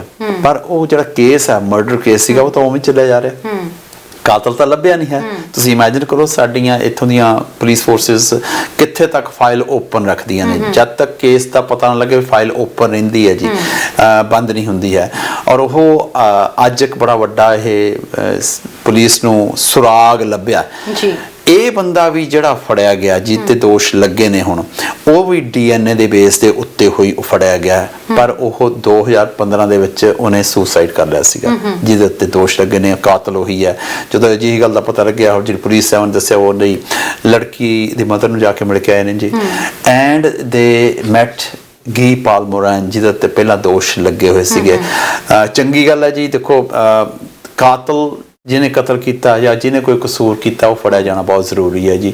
ਜੇ ਉਹ ਬੰਦਾ ਖੁੱਲਾ ਸੁਸਾਇਟੀ ਦੇ ਵਿੱਚ ਫਿਰਦਾ ਤਾਂ ਇੱਕ ਵਾਰੀ ਫੜਿਆ ਨਹੀਂ ਗਿਆ ਤਾਂ ਦੁਬਾਰੇ ਹੌਸਲਾ ਹੋ ਜਾਂਦਾ, ਅਗਲਾ ਕੁਛ ਇਹ ਜਿਹੀਆਂ ਗੱਲਾਂ। ਅੱਛਾ, ਉਹਦੇ ਤੇ ਦੋਸ਼ ਹੋਰ ਵੀ ਹੈਗੇ ਨੇ ਜਿਹਦੇ ਜਿਹੜਾ ਜਿੱਤੇ ਦੋਸ਼ ਲੱਗੇ ਨੇ, ਜਿਹਨੇ ਆਪਣੇ ਆਪ ਨੂੰ ਸੁਸਾਈਡ ਕਰ ਲਿਆ ਸੀ, ਉਹ ਤੇ ਹੋਰ ਕਿਸਮ ਦੇ ਦੋਸ਼ ਵੀ ਲੱਗੇ ਹੋਏ ਨੇ। ਪਰ ਉਹ ਇਸ ਕ੍ਰਿਸਟੀਨ ਜੈਸਪ ਵਾਲੇ ਦੇ ਵਿੱਚ, ਹਾਲਾਂਕਿ ਉਹ ਨੇੜੇ ਰਹਿੰਦਾ ਸੀਗਾ, ਉਹ ਬੰਦਾ ਇਹਦੇ ਫਾਦਰ ਨਾਲ ਕੰਮ ਵੀ ਕਰਦਾ ਸੀਗਾ, ਉਹਦੀ ਹੈਲਪ ਕਰਦਾ ਹੁੰਦਾ ਸੀਗਾ। ਪਰ ਉੱਤੇ ਇਹ ਗੱਲ ਬਿਲਕੁਲ ਸ਼ੱਕ ਨਹੀਂ ਜੋ ਕਮਾਲ ਦੀ ਗੱਲ ਇਹ ਹੈ। ਤੇ ਇਟਸ ਬੜੀ ਵੱਡੀ ਮਿਸਟਰੀ ਸੋਲਵ ਹੋਈ ਹੈ ਇੱਕ ਬੜੇ ਵੱਡੇ ਕੇਸ ਦੇ ਵਿੱਚ ਕਿ 9 ਸਾਲਾ ਬੱਚੀ ਗੁੰਮ ਹੋ ਜਾਣਾ। ਤਰਨ ਬੱਚੇ ਇਹ ਤਾਂ ਆਪ ਬੱਚੇ ਨੂੰ ਸੁੱਟਿਆ ਤੇ ਇਮੈਜਿਨ ਕਰੋ ਉਹਦੀ ਮਾਂ ਦਾ ਹਲੇ ਵੀ ਕੀ ਹਾਲ ਹੋਏਗਾ। ਉਹਦੇ ਜਿਹੜਾ ਕੀ ਪਾਲਮੋਰਾਂ ਨੂੰ ਫੜਿਆ ਗਿਆ ਸੀ ਉਹਦਾ ਕੀ ਹਾਲ ਸੀਗਾ, ਜਿਹਨੇ ਬਿਨਾਂ ਮਤਲਬ ਤੋਂ ਉੱਤੇ ਕਤਲ ਦਾ ਦੋਸ਼ ਲੱਗਿਆ ਤੇ ਉਹਨੇ 10 ਸਾਲ ਕੈਦ ਕੱਟ ਕੇ ਆਈ। ਬਿਲਕੁਲ ਸਰ, ਆਪਾਂ ਜਿਹੜੀਆਂ ਪਹਿਲੀਆਂ ਤਿੰਨੋਂ ਖਬਰਾਂ ਡਿਸਕਸ ਕੀਤੀਆਂ ਨੇ, ਤਿੰਨੋਂ ਫੀਮੇਲਸ ਨਾਲ ਰੈਲੇਵੈਂਟ ਨੇ। ਪਹਿਲੀ ਦੇ ਵਿੱਚ ਫੀਮੇਲ ਦੇ ਵੱਲੋਂ ਬੱਚੇ ਨੂੰ ਆਪਣੇ ਨੂੰ ਸੁੱਟ ਦਿੱਤਾ ਗਿਆ। ਦੂਜੇ ਵਿੱਚ ਅਸੀਂ ਦੇਖਦੇ ਹਾਂ ਕਿ ਮਾਈਨਰ ਦੇ ਨਾਲ ਸੈਕਸ਼ੂਅਲ ਅਸੌਲਟ ਕਰਕੇ ਭੱਜਦੇ ਆ। ਤੀਸਰੀ ਨਿਊਜ਼ ਵੀ ਕੁਝ ਐਵੇਂ ਦੀ ਹੀ ਹੈ, ਸਿਮਿਲਰ ਨਿਊਜ਼ ਹੈਗੀ ਆ। ਸੋ ਅਸੀਂ ਦੇਖ ਸਕਦੇ ਹਾਂ ਬੱਚੀਆਂ ਦੇ ਨਾਲ ਵੀ ਘਟਨਾਵਾਂ ਜਿਹੜੀਆਂ ਨੇ ਬਹੁਤ ਜ਼ਿਆਦਾ ਵੱਧ ਰਹੀਆਂ ਨੇ, ਖਾਸ ਤੌਰ ਤੇ ਜਦੋਂ ਆਪਾਂ ਪੀਲ ਰੀਜਨ ਦੀ ਜਾਂ ਟੋਰਾਂਟੋ ਦੀ ਏਰੀਆ ਦੀ ਗੱਲ ਕਰਦੇ ਹਾਂ। ਇੱਥੇ ਵੀ ਹੁਣ ਦੇਖ ਸਕਦੇ ਹਾਂ ਕਿ ਸੈਕਸ਼ੂਅਲ ਅਸੌਲਟ ਦੇ ਮਾਮਲੇ ਬਹੁਤ ਜ਼ਿਆਦਾ ਵੱਧ ਗਏ ਨੇ। ਤਰਨ, ਇੱਕ ਨਾ ਜਦੋਂ ਦਾ ਕੋਵਿਡ ਆਇਆ ਉਦੋਂ ਵੀ ਥੋੜਾ ਜਿਹਾ ਫਰਕ ਪੈ ਗਿਆ। ਰੀਜ਼ਨ ਕੀ ਹੈ? ਹਰੇਕ ਤੇ ਮਾਸਕ ਲਾਇਆ ਹੈ, ਪਛਾਣ ਕਰਨੀ ਔਖੀ ਹੋਈ ਪਈ ਹੈ। ਇੱਕ ਇਹ ਕਾਰਨ ਵੀ ਹੈ, ਬਾਕੀ ਹੋਰਾਂ ਕਾਰਨਾਂ ਦੇ ਵਿੱਚੋਂ ਜਿਹੜੇ ਇਹ ਅਸੌਲਟਸ ਵੱਧ ਰਹੇ ਨੇ, ਇਹਦਾ ਇੱਕ ਕਾਰਨ ਇਹ ਵੀ ਹੈ ਕਿ ਇਹਦੀ ਸਜ਼ਾ ਇੰਨੀ ਨਹੀਂ ਹੈ, ਸਖਤ ਸਜ਼ਾ ਨਹੀਂ। ਸਾਡੇ ਜਿਹੜਾ ਸਾਡਾ ਸਿਸਟਮ ਹੈਗਾ ਇਹਦੇ 'ਚ ਓਨੀਆਂ ਸਖਤ ਸਜ਼ਾਵਾਂ ਨਹੀਂ ਹੈਗੀਆਂ ਨੇ ਕਿ ਤੁਸੀਂ ਈਵਨ ਕਤਲ ਵਾਲਾ ਬੰਦਾ ਵੀ ਜਿਹੜਾ ਕਤਲ ਆ ਜਾਂ ਕਿਸ ਤੋਂ ਡੈਥ ਗਲਤੀ ਨਾਲ ਬੰਦਾ ਵੀ ਮਰ ਜਾਂਦਾ, ਐਕਸੀਡੈਂਟ ਦੇ ਵਿੱਚ ਬੰਦਾ ਕਈ ਵਾਰੀ ਸ਼ਰਾਬ ਪੀਤੀ ਵਾਲਾ ਤੋਂ ਇਹ ਡੈਥ ਹੁੰਦੀ ਆ, ਉਹ ਵੀ 10 ਸਾਲ ਤੋਂ ਪਹਿਲਾਂ ਬਾਹਰ ਆ ਜਾਂਦੇ ਨੇ। ਸੋ ਸਾਡਾ ਜਿਹੜਾ ਕਾਨੂੰਨ ਹੈ ਇਹ ਕੁਝ ਸਖਤ ਕਰਨ ਵਾਲਾ ਹੈ। ਹੁਣ ਤੱਕ ਇਉਂ ਸੀਗਾ ਵੀ ਅਸੀਂ ਇੰਨੇ ਕੁ ਕਾਨੂੰਨ ਨਾਲ ਸਾਡਾ ਗੁਜ਼ਾਰਾ ਹੁੰਦਾ ਸੀਗਾ, ਕੋਈ ਲੋਕੀ ਇਹੋ ਜਿਹੀ ਗੱਲ ਨਹੀਂ ਕਰਦੇ ਸੀ, ਪਰ ਜਿਵੇਂ ਜਿਵੇਂ ਕ੍ਰਾਈਮ ਵੱਧਦਾ ਜਾਂਦਾ ਉਹਨੂੰ ਟੈਕਲ ਕਰਨ ਵਾਸਤੇ ਫਿਰ ਨਵੇਂ ਕਾਨੂੰਨ ਬਣਦੇ ਨੇ, ਉਹ ਹੋਰ ਬਣਨਗੇ ਜੀ। ਆਬਾਦੀ ਦੇ ਵਿੱਚ ਵੀ ਜਿਵੇਂ ਵਾਧਾ ਹੋ ਰਿਹਾ, ਅਸੀਂ ਦੇਖ ਸਕਦੇ ਹਾਂ ਕਿ ਹਰ ਤਰ੍ਹਾਂ ਦੇ ਲੋਕ ਇੱਥੇ ਆ ਰਹੇ ਨੇ, ਕੁਝ ਕ੍ਰਾਈਮ ਬਿਰਤੀ ਵਾਲੇ ਵੀ ਆ ਰਹੇ ਨੇ, ਕੁਝ ਅਲੱਗ-ਅਲੱਗ ਤਰ੍ਹਾਂ ਦੇ ਲੋਕ ਆ ਰਹੇ ਨੇ। ਸੋ ਸਰਕਾਰ ਨੂੰ ਪੁਰਾਣੇ ਕਾਨੂੰਨ ਨੂੰ ਪਿੱਛੇ ਛੱਡ ਕੇ ਹੁਣ ਥੋੜਾ ਜਿਹਾ ਕਾਨੂੰਨ ਨੂੰ ਵੀ ਸੋਧਣਾ ਪੈਣਾ ਹੈ ਤਾਂ ਕਿ ਸਜ਼ਾਵਾਂ ਜਿਹੜੀਆਂ ਨੇ ਸਖਤ ਕੀਤੀਆਂ ਜਾ ਸਕਣ। ਹੁਣ ਗੱਲ ਪਤਾ ਕੀ ਹੈ, ਜਦੋਂ ਤੁਸੀਂ ਜਿੱਥੋਂ ਵੀ ਇੱਥੇ ਇਮੀਗ੍ਰੇਸ਼ਨ ਲੈਣ ਵਾਸਤੇ ਆਉਂਦੇ ਹੋ, ਉੱਥੇ ਤੁਹਾਡਾ ਜਿਹੜੀ ਬੈਕਗ੍ਰਾਉਂਡ ਆ ਚੈੱਕ ਕੀਤੀ ਜਾਂਦੀ ਆ, ਕੰਡੀਸ਼ਨ ਆ ਇਹ। ਹੁਣ ਇੰਡੀਆ 'ਚੋਂ ਆਪਾਂ ਆਏ ਆ, ਉੱਥੋਂ ਚੈੱਕ ਹੋਈ ਆ, ਪੁਲਿਸ ਰਿਪੋਰਟ ਲੈਣੀ ਪੈਂਦੀ ਹੈਗੀ ਆ, ਹਰ ਥਾਂ ਤੋਂ ਹੀ ਲੈਣੀ ਪੈਂਦੀ ਹੈ। ਪਰ ਪ੍ਰੋਬਲਮ ਇਹ ਹੈ ਕਈ ਥਾਵਾਂ ਐਸੀਆਂ ਨੇ ਜਿੱਥੇ ਤੁਸੀਂ ਉਸ ਨੂੰ ਕਿਸੇ ਨਾ ਕਿਸੇ ਰਿਸ਼ਵਤ ਦੇ ਕੇ ਕਿਸੇ ਹੋਰ ਢੰਗ ਦੇ ਨਾਲ, ਗਲਤ ਢੰਗ ਦੇ ਨਾਲ ਉਹ ਰਿਪੋਰਟ ਤੁਸੀਂ ਲੈ ਕੇ ਆਏ ਹੋ, ਤੁਹਾਡਾ ਕ੍ਰਿਮੀਨਲ ਰੈਕਡ ਉਹ ਸ਼ੋ ਕਰਦਾ ਕਿ ਤੁਸੀਂ ਕ੍ਰਿਮੀਨਲ ਨਹੀਂ ਹੋ, and according to those papers you get immigration, right? So ਉਹਦੇ ਬੇਸ ਦੇ ਉੱਤੇ ਇੱਕ ਕ੍ਰਿਮੀਨਲ ਅੰਦਰ ਆ ਵੜਿਆ, ਉਹਦੀ ਜਿਹੜੀ ਪ੍ਰਵਿਰਤੀ ਹੈ ਉਹ ਤਾਂ ਮੁੱਕਣੀ ਨਹੀਂ ਹੈ, ਕ੍ਰਿਮੀਨਲ ਨੇ ਕ੍ਰਾਈਮ ਕਰਨਾ ਹੀ ਕਰਨਾ ਹੈ। ਸੋ ਸਰਕਾਰ ਵੀ ਕੀ ਕਰੇ, ਵੀ ਕਿੱਥੇ ਕਿਹੜੀ ਗੱਲ ਤੇ ਯਕੀਨ ਕਰੇ, ਠੀਕ ਹੈ ਨਾ। ਉਹਦੇ ਵਿੱਚ ਤੁਸੀਂ ਸਰਕਾਰ ਦੇ ਫਿਰ ਐਸੀਆਂ ਗੱਲਾਂ ਨੇ, ਕਈ ਥਾਵਾਂ ਤੁਹਾਨੂੰ ਸਰਕਾਰ ਸਰਟੀਫਿਕੇਟ ਨਹੀਂ ਦਿੰਦੀ। ਤੁਹਾਡੀ ਐਸੀ ਗੱਲ ਹੋਈ ਹੈ, ਜੇ ਤੁਹਾਡੀ ਪੋਲੀਟੀਕਲੀ ਤੁਹਾਡੀ ਕਿਸੇ ਨਾਲ ਬਣਦੀ ਨਹੀਂ ਹੈਗੀ ਹੈ, ਤੁਸੀਂ ਆਪੋਜੀਸ਼ਨ 'ਚੋਂ ਸ਼ਾਇਦ ਤੁਹਾਨੂੰ ਨਾ ਮਿਲੇ, ਫਿਰ ਸਹੀ ਬੰਦਾ ਪਿੱਛੇ ਰਹਿ ਜਾਂਦਾ, ਇਹ ਵੀ ਗੱਲ ਹੈਗੀ ਹੈ। ਸੋ ਸਰਕਾਰਾਂ ਨੂੰ ਇਹ ਬੜੀ ਪ੍ਰੋਬਲਮ ਆਉਂਦੀ ਹੈ ਵੀ ਅਜਿਹੀਆਂ ਚੀਜ਼ਾਂ ਨੂੰ ਬੈਲੈਂਸ ਕਿਵੇਂ ਕੀਤਾ ਜਾਵੇ, but it's ongoing process. ਹਰ ਚੀਜ਼ ਦੀ ਜਦੋਂ ਕੋਈ ਨਵੀਂ ਗੱਲ ਹੁੰਦੀ ਹੈ ਉਹਦਾ ਫਿਰ ਕੋਈ ਨਾ ਕੋਈ ਚੇਂਜਸ ਆਉਂਦੀਆਂ ਨੇ। ਬਿਲਕੁਲ ਜੀ। ਤੇ ਅਗਲੀ ਖਬਰ ਡਿਸਕਸ ਕਰਦੇ ਹਾਂ ਸਰ। ਆਪਾਂ ਲਗਭਗ 2-3 ਹਫ਼ਤੇ ਪਹਿਲਾਂ ਇੱਕ ਖਬਰ ਡਿਸਕਸ ਕੀਤੀ ਸੀ, ਜਿੱਥੇ ਮੈਕਸੀਕੋ ਗਿਆ ਇੱਕ ਵਿਅਕਤੀ, ਲਗਭਗ ਸਾਲ ਹੋ ਗਿਆ ਸੀ, ਪਰਿਵਾਰ ਦੇ ਨਾਲ ਸੰਪਰਕ ਨਹੀਂ ਸਾਧ ਸਕਿਆ ਸੀ। ਉਵੇਂ ਦੀ ਹੀ ਇੱਕ ਮਿਲਦੀ ਜੁਲਦੀ ਘਟਨਾ ਇੱਕ ਹੋਰ ਸਾਹਮਣੇ ਆਈ ਹੈ ਤੇ ਉਸੇ ਏਰੀਏ ਤੋਂ ਸਾਹਮਣੇ ਆਈ ਹੈ। ਉਸੇ ਵਿਅਕਤੀ ਦੇ ਨਾਲ ਗਿਆ ਵਿਅਕਤੀ ਸੀ ਜਿਹੜਾ ਉਹ ਖੁਦ ਵੀ ਮਿਸਿੰਗ ਹੈ। ਸੋ ਇਹਦੇ ਬਾਰੇ ਅਸੀਂ ਤੁਹਾਨੂੰ ਦੱਸਦੇ ਹਾਂ ਜੀ। ਪਹਿਲਾਂ ਤੁਹਾਨੂੰ ਇੱਕ ਵੀਡੀਓ ਦਿਖਾਉਂਦੇ ਹਾਂ ਇਸ ਪਰਿਵਾਰ ਦੀ, ਵੀਡੀਓ ਤੋਂ ਬਾਅਦ ਆਪਾਂ ਵਾਪਸ ਆਉਂਦੇ ਹਾਂ। ਦੇਖਿਓ ਜੀ ਪਹਿਲਾਂ ਵੀਡੀਓ, ਫਿਰ ਇਹਦੇ ਉੱਤੇ ਆਪਾਂ ਵਿਚਾਰ ਕਰਦੇ ਹਾਂ। ਰਸਤੇ 'ਚ ਜਿੱਦਾਂ ਕਦੇ ਗੁਹਾਟੇਮਾਲਾ ਪਹੁੰਚ ਗਏ, ਰਸਤੇ 'ਚ ਜੰਗਲ ਵੀ ਪਾਰ ਕੀਤਾ ਕੁਮਾਮਾਂ ਦਾ, ਫਿਰ ਗੱਲ ਕਰਦੇ ਰਹੇ ਆ, ਕਹਿੰਦੇ ਬਹੁਤ ਔਖਾ ਆ, ਕਿੱਦਾਂ ਕੋਈ ਭੇਜੇ ਨਾ, ਬਹੁਤ ਔਖਾ ਆ। ਜੀ ਨਿਆਣੇ ਦਾ ਹੀ ਪੁੱਛਦਾ ਰਹਿੰਦਾ ਸੀ, ਮੇਰੇ ਮੁੰਡੇ ਨੇ ਟੀਕਾ ਲਾਇਆ, ਤੂੰ ਉਹਦਾ ਖਿਆਲ ਰੱਖੀ ਬਸ। ਫਿਰ ਆਖਰੀ ਵਾਰ ਕਦੋਂ ਗੱਲ ਹੋਈ ਤੁਹਾਡੇ ਨਾਲ? 11ਵੇਂ ਮਹੀਨੇ ਦੀ 19 ਤਰੀਕ ਦੀ ਹੋਈ ਆ। ਅਸੀਂ 22-23 ਲੱਖ ਤਾਂ ਲਾਤਾ, ਬਾਕੀ ਮੈਨੂੰ ਕੋਈ ਪਤਾ ਨਹੀਂ ਹੈਗਾ। ਫੋਨ ਨਹੀਂ ਚੱਕਦੇ, ਬਹੁਤ ਪਤਾ ਕੀਤਾ, ਸਤਨਾਮ ਕੇ ਘਰ ਨੂੰ ਵੀ ਕੀਤਾ, ਸਾਨੂੰ ਕੁਛ ਪਤਾ ਲੱਗਾ ਉਹ ਸਾਨੂੰ ਪੁੱਛਦੇ ਆ, ਅਸੀਂ ਉਹਨਾਂ ਨੂੰ ਪੁੱਛਦੇ, ਸਾਨੂੰ ਕੁਛ ਨਹੀਂ ਭਾਜੀ ਪਤਾ।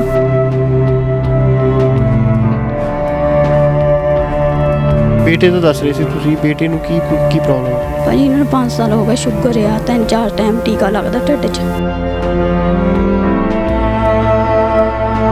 ਗੁਜ਼ਾਰਾ ਕਿਵੇਂ ਚੱਲ ਰਿਹਾ ਘਰ?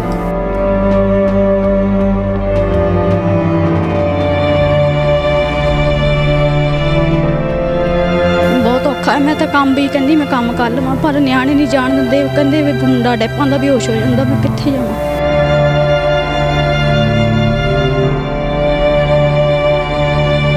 ਉਸ ਏਜੰਟ ਦੇ ਨਾਲ ਤੁਹਾਡੀ ਮੁਲਾਕਾਤ ਹੋਈ ਸੀ, ਮੂੰਹ ਫੇਸ ਟੂ ਫੇਸ ਜਾ ਕੇ ਕਦੀ ਗੱਲ ਹੋਈ ਸੀ ਜਿਹਦੇ ਥਰੂ ਤੁਸੀਂ ਆਪਣੇ ਪਤੀ ਨੂੰ ਅਮਰੀਕਾ ਭੇਜ ਰਹੇ? ਨਹੀਂ ਭਾਜੀ ਕੁਛ ਨਹੀਂ ਇਹਦੇ ਬਾਰੇ ਪਤਾ। ਹਾਂਜੀ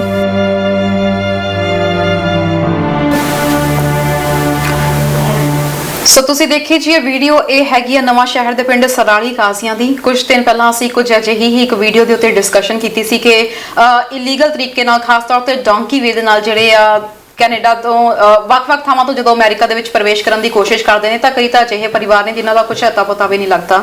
ਸੋ ਐਵੇਂ ਦੀ ਇੱਕ ਵੀਡੀਓ ਸੀ ਜੀ। ਇਹ ਸੀ ਬਲਬੀਰ ਸਿੰਘ, ਜਿਹੜਾ ਕਿ ਆਖਰੀ ਵਾਰ ਇਹਨਾਂ ਨਾਲ ਗੱਲਬਾਤ ਜਿਹੜੀ ਆ ਨਵੰਬਰ 2019 ਵਿੱਚ ਹੋਈ ਸੀ ਪਰਿਵਾਰ ਦੀ, ਤੇ ਉਸ ਤੋਂ ਬਾਅਦ ਕੁਝ ਨਹੀਂ ਪਤਾ। ਸਰ ਪਰਿਵਾਰ ਦੇ ਵਿੱਚ ਸਿਰਫ ਹੁਣ ਔਰਤਾਂ ਰਹਿ ਗਈਆਂ ਨੇ, ਭੈਣ ਜਿਹੜੀ ਆ ਉਹ ਵੀ ਵਿਧਵਾ, ਬੱਚਾ 14 ਸਾਲ ਦਾ ਜਿਹੜਾ ਕਿ ਟੈਨਸ਼ਨ ਦੇ ਵਿੱਚ ਉਹਨੂੰ ਸ਼ੂਗਰ ਹੋ ਗਈ ਹੈ ਬੱਚੇ ਨੂੰ। ਸੋ ਹਰ ਥੋੜੇ ਜਿਹੇ ਚਿਰ ਬਾਅਦ ਉਹਦੇ ਪੇਟ ਦੇ ਵਿੱਚ ਇੰਜੈਕਸ਼ਨਸ ਲੱਗਦੇ ਆ, ਇੰਜੈਕਸ਼ਨਸ ਤੱਕ ਲਗਵਾਉਣ ਦੇ ਘਰ ਕੋਲ ਪੈਸੇ ਨਹੀਂ ਹੈਗੇ। ਸੋ ਵਾਈਫ ਨੇ ਖੁਦ ਗਿਆ ਕਿ ਸਾਡੇ 30 ਲੱਖ ਵੀ ਗਏ ਤੇ ਸਾਡਾ ਘਰ ਦਾ ਬੰਦਾ ਵੀ ਗਿਆ। ਕੀ ਕਹੋਗੇ? ਕਰਨ, ਮੇਰੀ ਇੱਕ ਗੁਜ਼ਾਰਿਸ਼ ਹੈ ਜੀ, ਸਭ ਨੂੰ ਸੁਨੇਹਾ, ਜਿਹੜੇ ਕੋਈ ਇਸ ਢੰਗ ਨਾਲ ਆਉਣਾ ਚਾਹੁੰਦੇ ਆ, ਪਲੀਜ਼ ਟਰਾਈ ਨਾ ਕਰਿਓ। ਇਹ ਇੱਕ ਕੇਸ ਨਹੀਂ ਹੈ ਜੀ, ਅਸੀਂ ਤੁਸੀਂ ਦੇਖੋ ਪਿਛਲੇ ਹਫ਼ਤੇ ਦੇ ਵਿੱਚ ਅਸੀਂ ਕਈ ਕੇਸ ਡਿਸਕਸ ਕਰ ਚੁੱਕੇ ਹਾਂ ਔਰ ਇਹ ਮੁੱਕੇ ਨਹੀਂ ਹੈ ਜੀ। ਪਤਾ ਨਹੀਂ ਕਿੰਨੇ ਸਾਡੇ ਇੰਡੀਆ ਤੋਂ ਨੌਜਵਾਨ ਉਸ ਜਿਹੜਾ ਵਿਚਾਲੇ ਮਾਰੂਥਲ ਆਉਂਦਾ ਜਾਂ ਜਿਹੜੇ ਢੰਗ 'ਚ ਆਉਂਦਾ, ਕਿਤੇ ਕਿਸ਼ਤੀਆਂ 'ਚ ਤੁਸੀਂ ਪਾਰ ਕਰਨਾ ਪੈਂਦਾ, ਪਤਾ ਨਹੀਂ ਕਿੰਨਿਆਂ ਨੇ ਜਾਨਾਂ ਗਵਾਈਆਂ ਨੇ। ਪੈਸੇ ਚੰਗੇ ਭਵਿੱਖ ਵਾਸਤੇ ਆਏ, ਉਹ ਪੈਸਾ ਇਨਵੈਸਟ ਕਰ ਦਿੱਤਾ, ਪੈਸਾ ਵੀ ਗਿਆ ਜਿਵੇਂ ਇਸ ਕੇਸ ਦੇ ਵਿੱਚ ਹੈਗਾ, ਤੇ ਬੰਦੇ ਦਾ ਕੋਈ ਪਤਾ ਨਹੀਂ ਪਤਾ ਹੈ ਨਹੀਂ ਜੀ। ਹੈ। ਬਹੁਤ ਵੱਡਾ ਰਿਸਕ ਹੈ ਜੀ ਇਹ। ਪਲੀਜ਼ ਇਹ ਕੰਮ ਨਾ ਕਰੋ। ਹੋਰ ਢੰਗ ਬਹੁਤ ਨੇ ਇਸ ਕੰਟਰੀ ਦੇ ਵਿੱਚ ਆਉਣ ਦੇ, ਹੋਰਾਂ ਕੰਟਰੀਜ਼ 'ਚ ਆਉਣ ਦੇ। ਤੁਸੀਂ ਕੋਸ਼ਿਸ਼ ਕਰੋ ਜੇ ਲੀਗਲ ਢੰਗ ਨਾਲ ਆ ਸਕਦੇ ਹੋ। ਇਹਦੇ 'ਚ ਇਮੈਜਿਨ ਕਰੋ ਤੁਸੀਂ ਘਰ ਛੱਡ ਕੇ ਆਉਂਦੇ ਹੋ ਔਰ ਪਤਾ ਜੇ ਮੈਂ ਕਹਿੰਦਾ ਪ੍ਰਮਾਤਮਾ ਹਰੇਕ ਨੂੰ ਲੰਬੀ ਉਮਰ ਦੇਵੇ, ਪਰ ਜਿਹੜਾ ਆਹ ਕੇਸ ਹੈ ਜੀ, ਪਤਾ ਨਹੀਂ ਆਪਣੀ ਜ਼ਿੰਦਗੀ ਦੇ ਤੁਸੀਂ ਦਾਅ ਲਾ ਕੇ ਆਉਂਦੇ ਹੋ, ਉਹਨੂੰ ਦਾਅ 'ਤੇ ਲਾਇਆ ਹੈ ਅਤੇ ਪਤਾ ਨਹੀਂ ਤੁਸੀਂ ਸਿਰੇ ਪਹੁੰਚਣਾ ਜਾਂ ਨਹੀਂ ਪਹੁੰਚਣਾ। ਅਤੇ ਸੋਚੋ ਮਗਰਲਿਆਂ ਦਾ ਹਾਲ ਕੀ ਹੋਏਗਾ। ਬੰਦਾ ਸੋਚਦਾ ਕਰ ਮੈਂ ਕੋਈ ਗੱਲ ਨਹੀਂ, ਮੈਂ ਲੰਘ ਜਾਣਾ, ਕੋਈ ਐਸੀ ਗੱਲ ਨਹੀਂ। ਤੁਹਾਨੂੰ ਜਿਹੜੇ ਸੋ ਕਾਲਡ ਏਜੰਟਸ ਨੇ ਤੁਹਾਨੂੰ ਜੀ ਉਹ ਲੁੱਟ ਰਹੇ ਨੇ, ਉਹ ਬਹੁਤ ਤੁਹਾਨੂੰ ਸੌਜਵਾ ਦਿਖਾਉਂਦੇ ਨੇ ਕਿ ਤੁਸੀਂ ਤਾਂ ਫਸਟ ਕਲਾਸ 에ਅਰਫੇਅਰ ਹੋਏਗਾ ਜੀ, ਤੁਹਾਨੂੰ ਹਰ ਥਾਂ ਤੇ ਹੋਟਲਸ ਦੇ ਵਿੱਚ ਬੜਾ ਵਧੀਆ ਰੱਖਿਆ ਜਾਏਗਾ। ਇਹ ਕੁਝ ਕਿਹਾ ਜਾਂਦਾ ਸਰ ਉਹ ਕਹਿੰਦੇ ਨੇ ਜਿਵੇਂ ਜਾਂ ਰਾਹ ਪਿਆ ਜਾਣੇ ਜਾਂ ਵਾਹ ਪਿਆ ਜਾਣੇ। ਪਹਿਲਾਂ ਤਾਂ ਲੱਗਦਾ ਹੈ ਕਿ ਚਲੋ ਕਿਸੇ ਨਾਲ ਹੋ ਗਿਆ, ਸਾਡੇ ਨਾਲ ਏਦਾਂ ਨਹੀਂ ਹੋਊਗਾ। ਇਸੇ ਚੱਕਰ ਦੇ ਵਿੱਚ ਅਸੀਂ ਪਹੁੰਚ ਤਾਂ ਜਾਂਦੇ ਹਾਂ, ਉੱਥੇ ਲੱਖਾਂ ਰੁਪਏ ਖਰਚ ਵੀ ਕਰ ਦਿੰਦੇ ਹਾਂ। ਜਿਵੇਂ ਦੱਸ ਰਿਹਾ ਕਹਿੰਦੇ ਉਹਨਾਂ ਦਾ ਗੁਆਟੇਮਾਲਾ ਤੋਂ ਅਲੱਗ-ਅਲੱਗ ਜੰਗਲਾਂ ਤੋਂ ਹੁੰਦੇ ਹੋਏ ਨੈਕਸਟ ਡੈਸਟੀਨੇਸ਼ਨ ਤੇ ਪਹੁੰਚੇ ਤੇ ਆਖਰੀ ਵਾਰ ਉਦੋਂ ਜਦੋਂ ਗੱਲ ਹੋਈ ਉਹਨਾਂ ਨੇ ਕਿਹਾ ਕਿ ਬਸ ਅਸੀਂ ਕਿਸ਼ਤੀ ਰਾਹੀਂ ਅੱਗੇ ਪਹੁੰਚਣ ਵਾਲੇ ਆ। ਤੇ ਆਖਰੀ ਵਾਰ ਵੀ ਫੋਨ ਤੇ ਇਹੀ ਗੱਲਬਾਤ ਹੋਈ ਆ ਕਿ ਬੇਟੇ ਦੇ ਇੰਜੈਕਸ਼ਨ ਲਗਾ ਦਿੱਤਾ ਸੀ। ਉਹ ਕਹਿੰਦੇ ਕਿ ਉਹਨਾਂ ਦੀ ਜਿਹੜੀ ਭੈਣ ਸੀ ਉਹ ਵਿਧਵਾ ਸੀ ਤੇ ਉਹ ਨਹੀਂ ਚਾਹੁੰਦੇ ਸੀ ਕਿ ਦੂਜਿਆਂ ਦੇ ਘਰਾਂ ਵਿੱਚ ਜਾ ਕੇ ਉਹ ਝਾੜੂ ਪੋਚਾ ਕਰੇ। ਇੱਕ ਵਧੀਆ ਲਾਈਫ ਆਪਣੇ ਬੱਚੇ ਨੂੰ, ਆਪਣੀ ਭੈਣ ਨੂੰ, ਆਪਣੀ ਫੈਮਿਲੀ ਨੂੰ ਦੇਣਾ ਚਾਹੁੰਦੇ ਸੀ। ਤੁਸੀਂ ਇਹ ਦੇਖੋ ਕਿ ਰਾਜ ਮਿਸਤਰੀ ਦਾ ਉੱਥੇ ਕੰਮ ਕਰਦੇ ਸੀ, ਮਤਲਬ ਕੁਆਲੀਫਿਕੇਸ਼ਨ ਉਹਨਾਂ ਦੀ ਉਨੀ ਸੀਗੀ ਕਿ ਪੜ੍ਹ ਲਿਖ ਕੇ ਇੱਥੇ ਨਹੀਂ ਆਉਣਾ ਚਾਹੁੰਦੇ ਸੀ। ਇਹੋ ਜਿਹੇ ਬਹੁਤ ਸਾਰੇ ਕੇਸਿਸ ਨੇ ਜਿਹੜੇ ਕਿ ਜਦੋਂ ਪੂਰੀਆਂ ਨਹੀਂ ਕਰ ਪਾਉਂਦੇ ਕੁਆਲੀਫਿਕੇਸ਼ਨਸ ਤਾਂ ਉਹਨਾਂ ਨੂੰ ਏਦਾਂ ਹੁੰਦਾ ਕਿ ਚਲੋ ਕਿਸੇ ਦੂਸਰੇ ਢੰਗ ਦੇ ਨਾਲ ਪੈਸੇ ਲਗਾ ਕੇ ਉੱਥੇ ਪਹੁੰਚ ਹੁੰਦਾ ਤਾਂ ਉਹ ਪੈਸੇ ਸਾਲ 2 ਸਾਲ ਤੱਕ ਅਸੀਂ ਪੂਰਤੀ ਕਰ ਲਵਾਂਗੇ। ਪਰ ਸਭ ਤੋਂ ਵੱਡੀ ਗੱਲ ਇਹ ਹੈ ਕਿ ਐਵੇਂ ਦੇ ਕੇਸਿਸ ਸਾਹਮਣੇ ਆ ਰਹੇ ਨੇ, ਖਾਸ ਤੌਰ ਤੇ ਪੰਜਾਬ ਵਿੱਚੋਂ ਬਹੁਤ ਸਾਹਮਣੇ ਆ ਰਹੇ ਨੇ। ਸਰਕਾਰ ਇਹਨਾਂ ਏਜੰਟਸ ਦੇ ਉੱਤੇ ਨਕੇਲ ਕਿਉਂ ਨਹੀਂ ਕੱਸਦੀ ਹੈਗੀ? ਕੋਈ ਅਜੇ ਤੱਕ ਕੋਈ ਮਾਮਲਾ ਇਹੋ ਜਿਹਾ ਨਹੀਂ ਆਇਆ ਜਿਹਦੇ ਵਿੱਚ ਕਿਹਾ ਹੋਵੇ ਕਿ ਕਿਸੇ ਟਰੈਵਲ ਏਜੰਟ ਨੂੰ ਕੋਈ ਸਜ਼ਾ ਹੋਈ ਆ ਜਾਂ ਕਿਸੇ ਕੁਝ ਐਵੇਂ ਦਾ ਕੋਈ ਮਾਮਲਾ ਹੋਵੇ, ਉਹਨੂੰ ਗ੍ਰਿਫਤਾਰ ਕੀਤਾ ਗਿਆ ਹੋਵੇ। ਗੁੱਸਾ ਨਾ ਕਰਿਓ, ਇਹ ਮਾਫੀਆ ਜੀ ਰਲੇ ਹੋਏ ਆ ਸਾਰੇ। ਤੁਸੀਂ ਸਰਕਾਰ ਦੀ ਮਰਜ਼ੀ ਬਿਨਾਂ, ਇੱਕ ਮੁਸ਼ਕਿਲ ਨੂੰ ਬੁਰੀ ਲੱਗਦੀ ਹੈ ਕਾਂਗਰਸ ਵਾਲਿਆਂ ਨੂੰ ਤਾਂ ਸੌਰੀ, ਸਰਕਾਰ ਦੀ ਮਰਜ਼ੀ ਬਿਨਾਂ ਉੱਥੇ ਕੋਈ ਬਿਜ਼ਨਸ ਚੱਲ ਨਹੀਂ ਸਕਦਾ। ਸਰਕਾਰ ਜਿਹਨੂੰ ਚਾਹੇ ਬੰਦ ਕਰ ਸਕਦੀ ਹੈ। ਸਰਕਾਰ ਨੂੰ ਪਤਾ ਵੀ ਇਹ ਗੱਲਾਂ ਹੁੰਦੀਆਂ ਨੇ। ਸ਼ੋਸ਼ਣ ਇਹ ਹੁਣ ਦਾ ਨਹੀਂ ਹੋ ਰਿਹਾ ਤਰਨ, ਆਮ ਟਾਕਿੰਗ 40 ਇਅਰਸ ਅਗੋ, ਉਦੋਂ ਦਾ ਹੋ ਰਿਹਾ। ਉਦੋਂ ਦੇ ਏਜੰਟਸ ਇਹ ਕੁਝ ਕਰ ਰਹੇ ਨੇ, ਸੋ ਕਾਲਡ ਏਜੰਟਸ ਜਿਨ੍ਹਾਂ ਦੀ ਮੈਂ ਗੱਲ ਕਰਦਾ, ਲੁੱਟ ਰਹੇ ਨੇ। ਅੱਛਾ, ਅਸੀਂ ਫੇਰ ਵੀ ਨਹੀਂ ਸਮਝਦੇ। ਅਸੀਂ ਕਿਉਂ ਨਹੀਂ ਸਮਝਦੇ? ਅਸੀਂ ਚਾਹੁੰਦੇ ਵੀ ਅਸੀਂ ਜ਼ਿੰਦਗੀ ਚੰਗੀ ਬਿਹਤਰ ਕਰਨੀ ਚਾਹੁੰਦੇ ਹਾਂ, ਪਰ ਇਸ ਜਿਹੜੀ ਜ਼ਿੰਦਗੀ ਹੈ ਇਹ ਜੂਆ ਬਹੁਤ ਵੱਡਾ ਹੈ। ਇਹ ਤੁਹਾਡਾ ਜ਼ਿੰਦਗੀ ਦਾ ਜੂਆ। ਤੁਸੀਂ ਜਾਣ ਦੇ ਬਹੁਤ ਵੱਡੇ ਚਾਂਸਸ ਆ। ਸੋ ਅਸੀਂ ਤਾਂ ਇਹ ਡਿਸਕਸ ਕਰਦੇ ਹਾਂ ਕਿ ਜਿਹੜਾ ਕੋਈ ਮਨ ਬਣਾ ਰਿਹਾ ਅਜੇ ਵੀ, ਤੁਸੀਂ ਇਹ ਕੰਮ ਪਲੀਜ਼ ਇਹਨੂੰ ਲੀਗਲ ਢੰਗ ਨਾਲ ਜਿਹੜਾ ਤੁਸੀਂ ਆ ਸਕਦੇ ਹੋ ਆਓ। ਅਦਰਵਾਈਜ਼ ਇਹ ਜਿਹੜਾ ਖਾਸ ਕਰਕੇ ਮੈਕਸੀਕੋ ਰਾਹੀਂ ਆਉਣਾ, ਤੁਸੀਂ 6 ਜਾਂ 7 ਕੰਟਰੀਜ਼ ਦੇ ਵਿੱਚੋਂ ਲੰਘਣਾ ਜੀ। ਇਹ ਮੇਰੀ ਗੱਲ ਯਾਦ ਰੱਖਿਓ, ਵੱਖਰੇ ਵੱਖਰੇ ਕੰਟਰੀਜ਼ ਹੋਣਾ। ਫਿਰ ਉਸ ਤੋਂ ਬਾਅਦ ਇੱਕ 100 ਕਿਲੋਮੀਟਰ ਲੰਬਾ ਜੰਗਲ ਹੈ ਤਰਨ, ਇਹਦੇ ਵਿੱਚੋਂ ਤੁਸੀਂ ਫੇਰ ਲੰਘਣਾ। ਮੈਕਸੀਕੋ ਦੇ ਬਾਰਡਰ ਤੇ ਜਦੋਂ ਨੇੜੇ ਆਉਣੇ ਹੋ, ਉਹ ਇੱਕ ਦਿਹਾੜੀ ਦਾ ਜੀ ਮੇਰੇ ਖਿਆਲ ਸਫ਼ਰ ਹੈ, ਜਿਹਦੇ ਵਿੱਚ ਤੁਹਾਨੂੰ ਇੱਕ ਸਰਟਨ ਸਪੀਡ ਦੇ ਉੱਤੇ, ਟਾਈਮ ਦੇ ਉੱਤੇ ਉਹ ਕ੍ਰਾਸ ਕਰਨਾ ਹੁੰਦਾ। ਜੇ ਤੁਸੀਂ ਮਾਰੋ ਸੱਟ ਲੱਗੀ ਜਾਂ ਕੁਝ ਹੋ ਗਿਆ, ਤੁਹਾਨੂੰ ਜਿਹੜਾ ਤੁਹਾਡੇ ਨਾਲ ਦਾ ਕਾਫਲਾ ਉਹਨੇ ਪਿੱਛੇ ਛੱਡ ਜਾਣਾ। ਜਦੋਂ ਲੰਘੇ ਜਾਂਦੇ ਆ ਲੋਕ, ਉਹਨੇ ਕਈਆਂ ਦੇ ਉਹਨਾਂ ਨੇ ਬੋਡੀਜ਼ ਪਈਆਂ ਦੇਖੀਆਂ ਨੇ। ਇਹ ਫੈਕਟ ਹੈ ਜੀ। ਪਲੀਜ਼ ਸਾਡੀ ਤੁਹਾਨੂੰ ਇਹ ਦਰਖਾਸਤ ਹੈ, ਜੇ ਕੋਈ ਇਸ ਢੰਗ ਰਾਹੀਂ ਆਉਣਾ ਚਾਹੁੰਦਾ ਜੀ, ਬਹੁਤ ਜ਼ੋਖਮ ਹੈ ਜੀ। ਮੈਂ ਉਹ ਨਹੀਂ ਕਹਿੰਦਾ ਵੀ ਤੁਸੀਂ ਇਹ ਕਹੋਗੇ ਤੁਸੀਂ ਤਾਂ ਉੱਥੇ ਬੈਠੇ ਹੋ ਆਏ ਹੋਏ, ਪਰ ਸਾਨੂੰ, ਤੁਸੀਂ ਸਾਡੇ ਪਰਿਵਾਰਕ ਮੈਂਬਰ ਹੋ। ਅਸੀਂ ਚਾਹੁੰਦੇ ਹਾਂ ਕਿ ਤੁਹਾਡੀ ਜ਼ਿੰਦਗੀ ਬਚੇ, ਤੁਸੀਂ ਉੱਥੇ ਹੀ ਤਰੱਕੀਆਂ ਕਰੋ ਜਾਂ ਕਿਸੇ ਸਹੀ ਢੰਗ ਦੇ ਨਾਲ। ਤੁਸੀਂ ਨਹੀਂ ਆ ਸਕਦੇ ਆਪਦੇ ਬੱਚੇ ਨੂੰ, ਇਸ ਵੇਲੇ ਬੱਚੇ ਹੁਣ ਜੀ ਐਜੂਕੇਸ਼ਨ ਦੇ ਬੇਸ 'ਤੇ ਬਹੁਤ ਆ ਰਹੇ ਨੇ। ਕੋਸ਼ਿਸ਼ ਕਰੋ ਕਿ ਬੱਚਿਆਂ ਨੂੰ ਐਜ਼ ਏ ਸਟੂਡੈਂਟਸ ਜਿਵੇਂ ਆ ਰਹੇ ਨੇ ਜੀ, ਠੀਕ ਆਈਲੈਟਸ ਦੀਆਂ ਗੱਲਾਂ ਨੇ, ਉਹਦੇ 'ਚ ਸੋਚਣ ਬਹੁਤ ਹੋ ਰਿਹਾ, ਪਰ that is the right way and easiest way to send your kids to the country। and ਉਹ ਜੇ ਸੈਟਲ ਹੈਗੇ ਤਾਂ ਤੁਹਾਡੇ ਆਪਣੇ ਆਪ ਮਾਪੇ ਆਪੇ ਖੁਸ਼ ਹੁੰਦੇ ਨੇ ਜੇ ਬੱਚੇ ਨੂੰ ਸੈਟਲ ਹੋਏ। ਇੱਥੇ ਏਜੰਟਸ ਦਾ ਵੀ ਰੋਲ ਦੀ ਗੱਲ ਜ਼ਰੂਰ ਕਰਨਾ ਚਾਹਾਂਗੇ, ਕਿਉਂਕਿ ਖਾਸ ਤੌਰ ਤੇ ਜੇ ਅਸੀਂ ਭਾਰਤ ਦੀ ਗੱਲ ਕਰੀਏ ਤਾਂ ਉੱਥੇ ਵੱਡੇ ਵੱਡੇ ਬੋਰਡਸ ਲੱਗੇ ਹੁੰਦੇ ਆ, ਏਜੰਟਸ ਤੇ ਲਿਖਿਆ ਹੁੰਦਾ ਕਿ ਕੈਨੇਡਾ ਸਰਕਾਰ ਤੋਂ ਮਾਨਤਾ ਪ੍ਰਾਪਤ, ਜਦਕਿ ਕੈਨੇਡਾ ਸਰਕਾਰ ਕਿਸੇ ਵੀ ਬਾਹਰਲੇ ਮੁਲਕ ਦੇ ਏਜੰਟ ਨੂੰ ਕੋਈ ਮਾਨਤਾ ਹੀ ਨਹੀਂ ਦਿੰਦੀ। ਤੁਸੀਂ ਇੱਥੋਂ ਦੇ ਏਜੰਟ ਤੋਂ ਆਪਣੇ ਕੇਸ ਲਗਵਾਓ ਜਿਨ੍ਹਾਂ ਨੂੰ ਗਰਾਊਂਡ ਰਿਐਲਿਟੀ ਦਾ ਪਤਾ। ਹੁਣ ਇਹ ਕਿਵੇਂ ਸਰ ਵਿੱਚ ਪੂਰਾ ਘੋਲ-ਮੋਲ ਕਿਵੇਂ ਹੁੰਦਾ ਆ ਕਿ ਇਹ ਇਦਾਂ ਸਿਸਟਮ ਹੁੰਦਾ, ਉੱਥੋਂ ਦੇ ਜਿਹੜੇ ਏਜੰਟਸ ਨੇ ਇੱਥੋਂ ਦੇ ਕੁਝ ਦੇ ਨਾਲ ਟਾਈ ਅਪਸ ਕਰ ਲੈਂਦੇ ਨੇ ਕਿ ਇਹਨਾਂ ਦਾ ਆਪਸ ਦੇ ਵਿੱਚ ਕੁਝ ਹੁੰਦਾ ਆ ਕਿ ਇੰਨਾ ਤੈਨੂੰ ਵਿੱਚ ਕਮਿਸ਼ਨ ਜਾਊਗਾ, ਇੰਨਾ ਮੈਨੂੰ ਵਿੱਚ ਕਮਿਸ਼ਨ ਜਾਊਗਾ, ਜਿੰਨੇ ਕੇਸਿਸ ਮੈਂ ਦਊਂਗਾ ਉਹ ਮੇਰਾ ਕਮਿਸ਼ਨ ਜ਼ਿਆਦਾ ਹੋਊਗਾ। ਸੋ ਇਸ ਤਰੀਕੇ ਦੇ ਚੱਕਰ ਦੇ ਵਿੱਚ ਹੁਣ ਜਿਹੜਾ ਏਜੰਟ ਜਿਹੜਾ ਮਾਨਤਾ ਪ੍ਰਾਪਤ ਹੀ ਨਹੀਂ ਹੈਗਾ, ਕੈਨੇਡਾ ਸਰਕਾਰ ਉਹਨੂੰ ਕਿੱਥੋਂ ਫੜ ਲੂਗੀ ਜਾਂ ਕੈਨੇਡਾ ਸਰਕਾਰ ਉਹ ਤੇ ਕੀ ਐਕਸ਼ਨ ਲੈ ਲੂਗੀ ਜੇ ਕੱਲ ਨੂੰ ਤੁਹਾਡਾ ਕੋਈ ਕੇਸ ਖਰਾਬ ਹੁੰਦਾ ਜਾਂ ਤੁਹਾਡੇ ਨਾਲ ਕੋਈ ਠੱਗੀ ਚੋਰੀ ਹੁੰਦੀ ਆ, ਕੈਨੇਡਾ ਸਰਕਾਰ ਵੱਲੋਂ ਤਾਂ ਤੁਸੀਂ ਗਏ, ਭਾਰਤ ਸਰਕਾਰ ਤਾਂ ਵੈਸੇ ਹੀ ਕੋਈ ਐਵੇਂ ਦੇ ਮਾਮਲਿਆਂ ਵਿੱਚ ਕੁਝ ਅਜੇ ਕਰਕੇ ਰਾਜ਼ੀ ਨਹੀਂ ਹੈਗੀ। ਸੋ ਇਹ ਚੀਜ਼ ਨੂੰ ਸਮਝਣ ਦੀ ਵੀ ਲੋੜ ਆ। ਜੇਕਰ ਕੋਈ ਭਾਰਤ ਵਿੱਚ ਬੈਠਾ ਏਜੰਟ ਕਹਿ ਰਿਹਾ ਕਿ ਉਹ ਕੈਨੇਡਾ ਸਰਕਾਰ ਤੋਂ ਮਾਨਤਾ ਪ੍ਰਾਪਤ ਹੈ, ਉਹ ਮਾਨਤਾ ਪ੍ਰਾਪਤ ਨਹੀਂ ਹੁੰਦਾ। ਉਹਦੇ ਇੱਥੋਂ ਦੇ ਕੁਝ ਏਜੰਟਸ ਨਾਲ, ਇੱਥੋਂ ਦੇ ਕੁਝ ਕੰਸਲਟੈਂਟਸ ਦੇ ਨਾਲ ਟਾਈ ਅਪ ਜ਼ਰੂਰ ਹੋ ਸਕਦੇ ਆ, ਪਰ ਕੈਨੇਡਾ ਸਰਕਾਰ ਉੱਥੋਂ ਦੇ ਕਿਸੇ ਵੀ ਏਜੰਟ ਨੂੰ ਖਾਸ ਤੌਰ ਤੇ ਮਾਨਤਾ ਨਹੀਂ ਦਿੰਦੀ। ਕਰਨ ਸਾਡੀ ਪ੍ਰੋਬਲਮ ਉੱਥੇ ਪਤਾ ਕੀ ਹੈ, ਅਸੀਂ ਜਿਹੜੇ ਸੋ ਕਾਲਡ ਏਜੰਟਸ ਨੇ, ਅਸੀਂ ਉਹਨਾਂ ਕੋਲੇ ਜਾਂਦੇ ਹਾਂ, ਅਸੀਂ ਕਹਿੰਦੇ ਯਾਰ ਪਲੀਜ਼ ਸਾਨੂੰ ਬਾਹਰ ਭੇਜ ਦੇ। ਜਦੋਂ ਅਸੀਂ ਇਹ ਕਹਿੰਦੇ ਹਾਂ ਯਾਰ ਸਾਡਾ ਕੁਛ ਕਰ, ਮਿਹਨਤ ਨਾਲ ਕਰ, ਉਹ ਤੁਹਾਨੂੰ ਪਤਾ ਲੱਗ ਗਿਆ ਵੀ ਤੁਸੀਂ ਜ਼ਰੂਰਤਮੰਦ ਹੋ, ਤੁਹਾਡੇ ਨਾਲ ਉਹ ਜੋ ਮਰਜ਼ੀ ਕਰ ਸਕਦਾ। ਤੁਸੀਂ ਇਹ ਉਹਨੂੰ ਸਵਾਲ ਕਿਉਂ ਨਹੀਂ ਕਰਦੇ, ਤੈਨੂੰ ਭਾਈ ਪੈਸੇ ਦੇਣੇ ਮੈਂ, ਕਿਹੜੀ ਗੱਲ ਦੇ ਰਿਹਾ, ਕੀ ਕੁਛ ਹੋਏਗਾ। ਅਸੀਂ ਸਵਾਲ ਨਹੀਂ ਕਰਦੇ, ਅਸੀਂ ਅਗਲੇ ਦੇ ਸੁਣ ਜਾਂ। ਇਹ ਸਾਡੀ ਫਿਤਰਤ ਆ, ਸਾਡੀ ਇੰਡੀਅਨ ਲੋਕਾਂ ਦੀ ਸਾਰਿਆਂ ਦੀ ਫਿਤਰਤ ਆ। ਅਸੀਂ ਇੱਥੇ ਵੀ ਐਵੇਂ ਕਰਦੇ ਹਾਂ। ਅਸੀਂ ਜੇ ਲਾਇਰ ਨੂੰ ਵੀ ਹਾਇਰ ਕਰਦੇ ਨਾ, ਅਸੀਂ ਲਾਇਰ ਨੂੰ ਕਹਿੰਦੇ ਜੋ ਕੁਛ ਤੂੰ ਕਹਿਣਾ ਉਹ 7 ਵਚਨ ਆ। ਮੈਂ ਭਾਈ ਤੈਨੂੰ ਪੈਸੇ ਦੇਣੇ ਆ, ਤੂੰ ਮੇਰੇ ਵਾਸਤੇ ਕੰਮ ਕਰਨਾ, ਦੱਸ ਕੀ ਕਰੇਗਾ। ਕਈ ਵਾਰੀ ਤਾਂ ਏਜੰਟਸ ਗਲਤ ਗਾਈਡ ਕਰਦੇ ਆ, ਤੁਹਾਡੀ ਕੁਆਲੀਫਿਕੇਸ਼ਨ ਨੂੰ ਛੁਪਾ ਦਿੱਤਾ ਜਾਂਦਾ ਹੈ ਤਾਂ ਕਿ ਤੁਹਾਡਾ ਵੀਜ਼ਾ ਅੱਗੇ ਲੱਗ ਸਕੇ, ਜਦਕਿ ਇੱਥੋਂ ਬਾਰ-ਬਾਰ ਅਸੀਂ ਵੀ ਪ੍ਰੋਗਰਾਮਸ ਦੇ ਜ਼ਰੀਏ ਇਹੀ ਕਹਿੰਦੇ ਹਾਂ ਕਿ ਜਿੰਨੀ ਤੁਹਾਡੀ ਕੁਆਲੀਫਿਕੇਸ਼ਨ ਆ ਉਹਨੂੰ ਸੱਚ ਦੱਸੋ। ਕੱਲ ਨੂੰ ਇੱਥੇ ਆ ਕੇ ਜਦੋਂ ਪੁਆਇੰਟਸ ਪੂਰੇ ਨਹੀਂ ਹੁੰਦੇ, ਫਿਰ ਮੱਥੇ ਤੇ ਹੱਥ ਮਾਰਦੇ ਆ ਕਿ ਜੇ ਅਸੀਂ ਉਹ ਕੁਆਲੀਫਿਕੇਸ਼ਨ ਦਿਖਾ ਦਿੰਦੇ ਸਾਡੇ ਪੁਆਇੰਟਸ ਬਣ ਜਾਣੇ ਸੀ। ਜੇ ਤੁਸੀਂ ਬਾਅਦ ਵਿੱਚ ਕਹਿੰਦੇ ਹੋ ਕਿ ਅਸੀਂ ਆਹ ਕੁਆਲੀਫਿਕੇਸ਼ਨ ਅਸੀਂ ਕੀਤੀ ਹੈ, ਅਸੀਂ ਐਡ ਨਹੀਂ ਕੀਤੀ ਹੈਗੀ, ਤਾਂ ਤੁਹਾਡੇ ਉੱਤੇ ਮਿਸਰੀਪ੍ਰੈਜ਼ੈਂਟੇਸ਼ਨ ਦਾ ਕੇਸ ਪਊਗਾ। ਦੂਜੀ ਗੱਲ ਇਹ ਹੈ, ਕਈ ਵਾਰੀ ਇੱਦਾਂ ਹੁੰਦਾ ਕਿ ਤੁਹਾਡੇ ਜਿਹੜੇ ਵੀਜ਼ਾਸ ਨੇ ਰਿਫਿਊਜ਼ ਹੋ ਜਾਂਦੇ ਆ।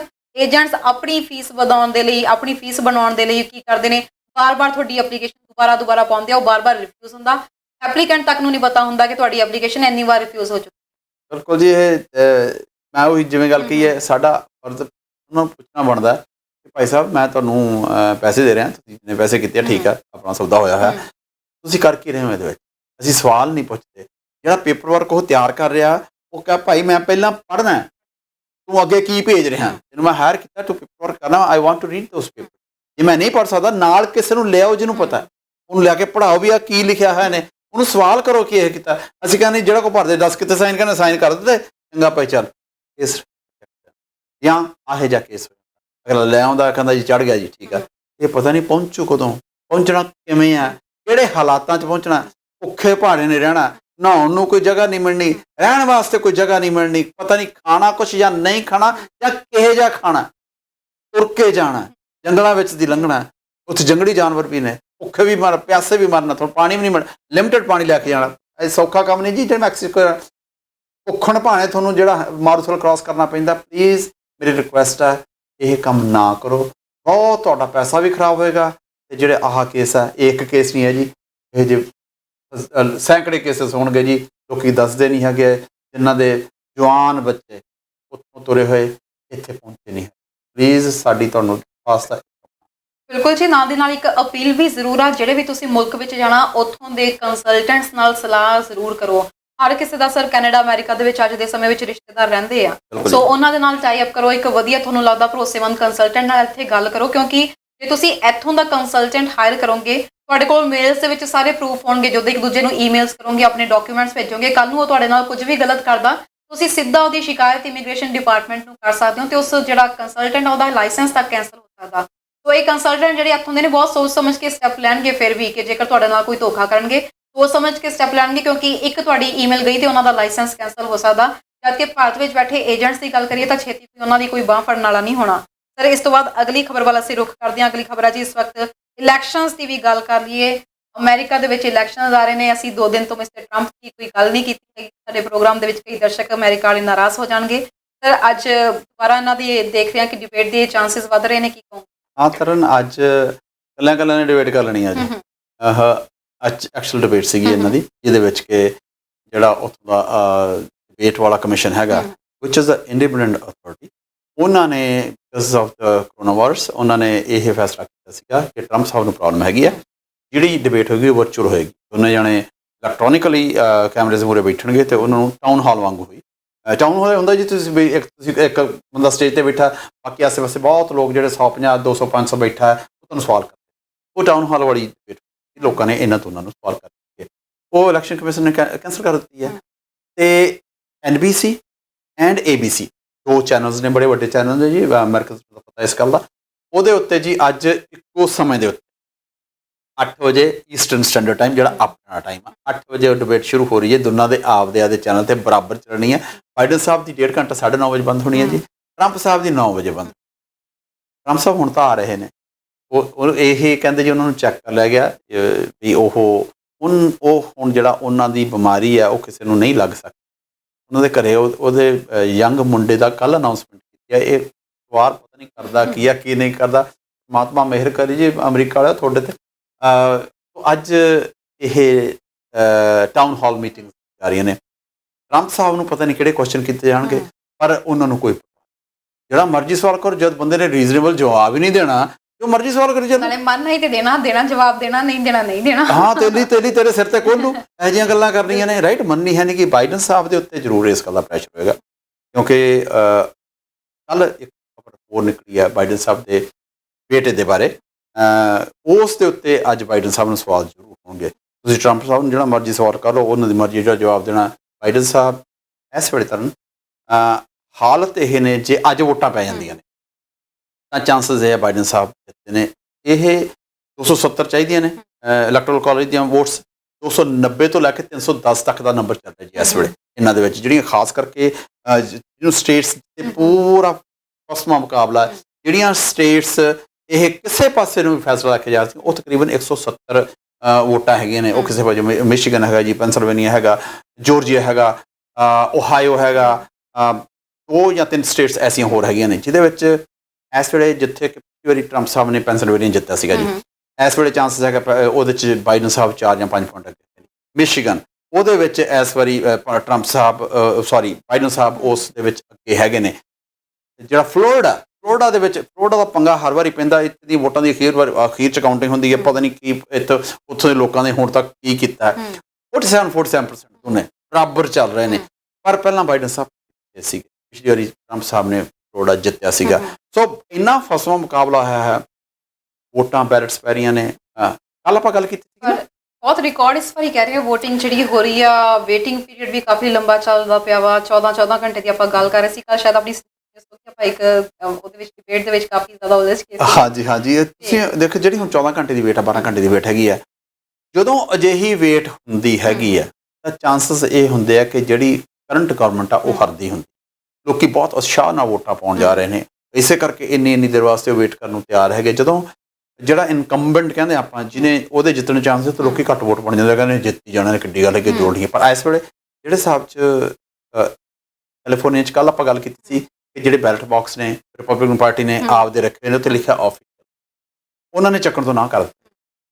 ਅੱਜ ਦੀ ਖਬਰ ਆ, ਜਿਹੜੀ ਰਿਪਬਲਿਕਨ ਪਾਰਟੀ ਆ ਉਹ ਕਹਿੰਦੇ ਅਸੀਂ ਬੈਲਟ ਬਾਕਸ ਆਫੀਸ਼ੀਅਲ ਲਾਤਾ,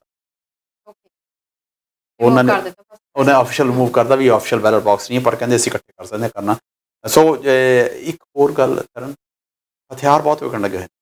ਇਹ ਪਿਛਲੇ ਸਾਲ ਦੀ ਬਨਸਬਤ ਹੁਣ ਉਹ ਲੋਕੀ ਵੀ ਹਥਿਆਰ ਲੈ ਰਹੇ ਨੇ ਜਿਨ੍ਹਾਂ ਨੇ ਕਦੇ ਇਹ ਸੋਚਿਆ ਨਹੀਂ ਸੀ ਕਿ ਮੈਂ ਹਥਿਆਰ ਲੈਣਾ, ਲੇਡੀਜ਼ ਹਥਿਆਰ ਲੈਣੇ। ਕਿਉਂ? ਟਰੰਪ ਸਾਹਿਬ ਨੇ ਹਾਲਾਤ ਐਸੇ ਕ੍ਰੀਏਟ ਕਰ ਦਿੱਤੇ ਨੇ, ਇੰਨੀ ਅਨਸਰਟਨਟੀ ਕਰ ਦਿੱਤੀ ਹੈ ਕਿ ਹਰੇਕ ਕਹਿੰਦਾ ਵੋਟਾਂ ਵੇਲੇ ਪਤਾ ਨਹੀਂ ਕੀ ਹੋ ਜਾਣਾ, 19 ਦਿਨ ਰਹਿੰਦੇ ਨੇ ਹਜੇ, ਇਹ ਨਹੀਂ ਪਤਾ ਕਹਿੰਦੇ ਹੋ ਕੀ ਜਾਣਾ। ਹਰ ਇੱਕ ਬੰਦਾ ਆਪਦੀ ਸਿਕਿਉਰਿਟੀ ਵਾਸਤੇ ਅਜਿਹੀਆਂ ਗੱਲਾਂ ਕਰ ਰਿਹਾ ਜੀ। ਪਰ ਅੱਜ ਰਾਤ ਨੂੰ ਬੜਾ ਵਧੀਆ ਮੌਕਾ ਸੀਗਾ ਟਰੰਪ ਸਾਹਿਬ ਨੂੰ, ਜੇ ਕਿਤੇ ਦੂਸਰੀ ਡਿਬੇਟ ਬਰਾਬਰ ਕਰਦੇ ਇਸ ਵੇਲੇ ਅੱਗੇ ਜਾਣ ਦਾ ਮੌਕਾ ਸੀਗਾ। ਪਿਛਲੀ ਵਾਰੀ ਜਿਹੜੀ ਡਿਬੇਟ ਕਰਨ 73 ਮਿਲੀਅਨ ਲੋਕਾਂ ਨੇ ਦੇਖਿਆ। ਆਪਾਂ ਇਕੱਲੇ US ਦੀ ਗੱਲ ਕਰਦੇ, ਜਿਹੜੀ ਕੱਲਿਆਂ ਦੀ ਡਿਬੇਟ ਹੋਣੀ ਹੈ ਇਹਦੇ ਵਿੱਚ 3 ਤੋਂ 5 ਮਿਲੀਅਨ ਹੀ ਦੇਖਣ। ਸੋ ਟਰੰਪ ਸਾਹਿਬ ਦਾ ਸੁਨੇਹਾ 5 ਮਿਲੀਅਨ ਤੱਕ ਜਾਣਾ ਉਹ ਵੀ ਜ਼ਰੂਰੀ ਨਹੀਂ ਸਾਰਿਆਂ ਵਾਸਤੇ ਠੀਕ ਜਾਵੇ। ਇਹ ਬੜਾ ਵਧੀਆ ਮੌਕਾ ਸੀਗਾ ਉਹਨੂੰ ਆਪਦੀ ਰਿਕਵਰੀ ਕਰਨ ਦਾ, ਪਰ ਪਤਾ ਨਹੀਂ। ਲੈਟਸ ਸੀ ਅੱਜ 9 ਵਜੇ 9:30 ਵਜੇ ਕੀ ਕੁਛ ਹੁੰਦਾ। It's going to be very interesting. ਪਰ ਇਹ ਵੀ ਹੈ ਕਿ ਹਰ ਸਵਾਲ ਦਾ ਜਵਾਬ ਵੀ ਹੁਣ ਬਹੁਤ ਸੋਚ ਸਮਝ ਕੇ ਦੇਣਾ ਪੈਣਾ, ਕਿਉਂਕਿ ਕੋਈ ਇੱਕ ਅਜਿਹਾ ਜਵਾਬ ਦਿੱਤਾ ਤਾਂ ਜਿਹੜਾ ਪਾਸੇ ਨੂੰ ਪਲਟ ਵੀ ਸਕਦਾ। ਦੇਖੋ ਟਰੰਪ ਸਾਹਿਬ ਦਾ ਕੋਈ ਫਰਕ ਨਹੀਂ ਪੈਣਾ, ਕੋਈ ਜਵਾਬ ਦੇ ਜਾਣਾ, ਲੋਕਾਂ ਨੂੰ ਪਤਾ ਹੀ ਆ ਜਿਹੜੇ ਉਹਨਾਂ ਦੇ ਭਗਤ ਹੈਗੇ। ਫਰਕ ਬਾਈਡਨ ਤੇ, ਬਾਈਡਨ ਇਹ ਹੁਣ ਜਿਹੜੀ ਇਲੈਕਸ਼ਨ ਹੈਗੀ ਆ ਇਹ ਲੂਜ਼ ਬਾਈਡਨ ਨੇ ਕਰਨੀ ਆ, ਉਹਨੇ ਜਿੱਤਣੀ ਵੀ ਬਾਈਡਨ ਨੇ ਆ। ਉਹ ਤੇ ਬਾਈਡਨ ਦੀ ਐਸੀ ਗੱਲ ਹੈਗੀ ਜੇ ਕਿਤੇ ਇੱਕ ਗਲਤੀ ਕਰ ਗਿਆ ਤਾਂ ਹੁਣ ਜਿਹੜੀਆਂ ਸਟੇਟਸ ਜਿਹੜੇ ਆਪਾਂ ਹੁਣੇ ਸਟੇਟਸ ਗਿਣੀਆਂ ਨੇ 3-4 ਪੁਆਇੰਟ ਦਾ ਫਰਕ ਨਿਕਲਣਾ ਕੋਈ ਵੱਡੀ ਗੱਲ ਹੈ ਨਹੀਂ ਗੀ, ਇੱਕ ਸਟੇਟਮੈਂਟ ਕਰ ਦੇਗੀ। ਹੁਣ ਕਮਲਾ ਹੈਰਿਸ ਹੈ, ਉਹਦੇ ਨਾਲ ਦੇ ਨੂੰ ਅੱਜ ਕੋਵਿਡ ਹੋ ਗਿਆ, ਕਮਲਾ ਨੂੰ ਨਹੀਂ ਹੋਇਆ ਹਜੇ ਤੱਕ। ਕੁਛ ਵੀ ਹੋ ਸਕਦਾ। ਅਰੇ ਪਾਣੀ ਦੇ ਵਿੱਚ ਸੌ ਜੋ so many steps between cup and lips। ਉੱਥੇ ਇੰਡੀਅਨ ਕਮਿਊਨਿਟੀ ਦੀ ਗੱਲ ਕਰੀਏ, ਅਸੀਂ ਦੇਖ ਰਹੇ ਹਾਂ ਕਿ ਜਿਸ ਨਾਲ ਚੋਣ ਪ੍ਰਚਾਰ ਹੋ ਰਿਹਾ। ਇੰਡੀਅਨ ਕਮਿਊਨਿਟੀ ਮਿਸਟਰ ਬਾਈਡਨ ਦੇ ਪੱਖ ਵਿੱਚ ਨਜ਼ਰ ਆ ਰਹੀ ਹੈ। ਇੱਕ ਪਾਸੇ ਇਹ ਹੈ ਕਿ ਗ੍ਰੀਨ ਕਾਰਡਸ ਦੇ ਉੱਤੇ ਜਿਹੜਾ ਕੈਪ ਲੱਗਿਆ ਜਾ ਰਿਹਾ, ਉਹ ਸੋਚ ਰਹੇ ਨੇ ਸ਼ਾਇਦ ਕਿ ਮਿਸਟਰ ਬਾਈਡਨ ਦੇ ਆਉਣ ਤੇ ਕੈਪ ਨੂੰ ਹਟਾ ਦਿੱਤਾ ਜਾਏਗਾ। ਦੂਜੇ ਪਾਸੇ ਹਿੰਦੀ ਦੇ ਵਿੱਚ ਹੁਣ ਜਿਵੇਂ ਮੋਦੀ ਦੇ ਟਾਈਮ ਨਾਰੇ ਲੱਗੇ ਸੀ, ਉਵੇਂ ਹੁਣ ਇਸ ਟਾਈਮ ਮਿਸਟਰ ਬਾਈਡਨ ਦੇ ਟਾਈਮ ਦੇ ਉੱਤੇ ਕੁਝ ਕਪਲਸ ਵੀ ਖਾਸ ਤੌਰ ਤੇ ਐਡ ਕੈਂਪੇਨਸ ਰਨ ਕਰਦੇ ਨੇ। ਅਲੱਗ-ਅਲੱਗ ਸ਼ਹਿਰਾਂ ਦੇ ਵਿੱਚ ਇਹ ਐਡ ਕੈਂਪੇਨ ਚਲਾਈ ਜਾ ਰਹੀ ਹੈ, ਜਿਹਦੇ ਵਿੱਚ ਕਿਹਾ ਜਾ ਰਿਹਾ ਹੈ ਕਿ ਟਰੰਪ ਨੂੰ ਭਜਾਓ, ਬਾਈਡਨ ਨੂੰ ਲੈ ਕੇ ਆਓ, ਅਮਰੀਕਾ ਨੂੰ ਬਚਾਓ। ਸੋ ਐਵੇਂ ਦੇ ਕਾਫੀ ਹਿੰਦੀ ਦੇ ਵਿੱਚ ਨਾਰੇ ਲੱਗਦੇ ਹੋਏ ਨਜ਼ਰ ਆ ਰਹੇ ਨੇ ਯੂਐਸ ਦੀਆਂ ਇਲੈਕਸ਼ਨਸ ਦੇ ਵਿੱਚ। ट्रंप हटाओ अमेरिका बचाओ, बाइडन हैरिस जिताओ, अमेरिका को आगे बढ़ाओ। ਇਹ ਹੈਗੇ ਜੀ ਲਿਖੇ ਨੇ ਉਹਦੇ ਚ ਰੋਮਨਸ ਦੇ ਵਿੱਚ ਹੈ, ਨਾਰੇ ਹਿੰਦੀ ਦੇ ਆ ਜੀ। ਸੋ ਇਹ ਆਪਾਂ ਅੱਗੇ ਗੱਲ ਕੀਤੀ ਸੀ ਕਿ ਜਿਹੜੀ ਇੰਡੀਅਨ ਅਮਰੀਕਨ ਵੋਟ ਹੈਗੀ ਆ ਉਹ ਬਹੁਤਾ ਫਰਕ ਨਹੀਂ ਪਾ ਸਕਦੀ, ਪਰ ਜਿੱਥੇ ਪੂਰੀ ਫਸਮੀ ਹੈ, ਜਿੱਥੇ 47% ਚੱਲ ਰਿਹਾ, ਜਿੱਥੇ 45% ਚੱਲ ਰਿਹਾ, ਉੱਥੇ ਹੁਣ ਇੰਡੀਅਨ ਵੋਟ ਫਰਕ ਪਾ ਸਕਦੀ ਹੈ। ਹਾਂ, ਉੱਥੇ ਇਕੱਲੀ ਵੋਟ ਫਰਕ ਪਾਏਗੀ। ਵੈਸੇ ਓਵਰਆਲ ਜੇ ਜਦੋਂ ਕਈ ਪੁਆਇੰਟਾਂ ਦਾ ਫਰਕ ਹੁੰਦਾ ਤਾਂ ਸਾਡੀ ਜਿਹੜੀ ਵੋਟ ਹੈ ਉਹ ਬਹੁਤਾ ਕਾਊਂਟ ਕਰਦੀ, ਪਰ ਹੁਣ ਇਸ ਵੇਲੇ ਇਹ ਲੱਗਦਾ ਕਿ ਸਾਡੀ ਜਿਹੜੀ ਇੰਡੀਅਨ ਕਮਿਊਨਿਟੀ ਹੈਗੀ ਆ ਉਹਦੀ ਵੋਟ ਵੀ ਜ਼ਰੂਰ ਕਾਊਂਟ ਹੋਵੇਗੀ। ਔਰ ਜੇ ਚੰਗੀ ਗੱਲ ਹੈ, ਜੇ ਦੇਖੋ ਸਰਕਾਰਾਂ ਨੂੰ ਅੱਗੇ ਵੀ ਆਪਾਂ ਗੱਲ ਕਰਦੇ ਹਾਂ, ਕੰਟਰੀਜ਼ ਖੋਲ੍ਹਣੇ ਤਾਂ ਪੈਣੀ ਆ, ਤੁਸੀਂ ਇਮੀਗ੍ਰੇਸ਼ਨ ਲਿਆਉਣੀ ਹੋਈ ਪੈਣੀ ਆ, ਸਾਰਿਆਂ ਦਾ ਗੁਜ਼ਾਰਾ ਤਾਂ ਹੀ ਹੁੰਦਾ। ਅਸੀਂ ਸਾਰੇ ਇੱਕ ਦੂਜੇ ਤੇ ਡਿਪੈਂਡ ਹੈ। ਇਟਸ ਗਲੋਬਲ ਫੈਮਿਲੀ ਨਾਓ, ਇਹ ਇੱਕ ਪਰਿਵਾਰ ਨਹੀਂ ਹੈ। ਉਹਦੇ ਵਿੱਚ ਹੁਣ ਜਦੋਂ ਇੰਨਾ ਕੁਛ ਹੋਣਾ ਤੇ ਸ਼ਾਇਦ ਇੰਡੀਅਨ ਚੰਗੀ ਗੱਲ ਹੈ। ਸਾਨੂੰ ਲੋਕਾਂ ਨੂੰ ਮੈਂ ਇਨਕਰੇਜ ਕਰੂੰਗਾ ਜੀ, ਸਾਨੂੰ ਲੋਕਾਂ ਨੂੰ ਮੂਹਰੇ ਹੋ ਕੇ, ਚਾਹੇ ਅਸੀਂ ਕਿਸੇ ਪਾਰਟੀ ਨੂੰ ਸਪੋਰਟ ਕਰੀਏ, ਸਾਨੂੰ ਜਿਹੜੀ ਪੋਲੀਟੀਕਲ ਸੋਚ ਹੋਣੀ ਚਾਹੀਦੀ ਹੈ ਸਾਡੀ। ਸਾਨੂੰ ਪਤਾ, ਲੋਕਾਂ ਨੂੰ ਪਤਾ ਹੋਣਾ ਚਾਹੀਦਾ ਵੀ ਅਸੀਂ ਇਸ ਦੇ ਵਿੱਚ ਵੱਧ ਕੇ ਹਿੱਸਾ ਲੈ ਰਹੇ ਹਾਂ।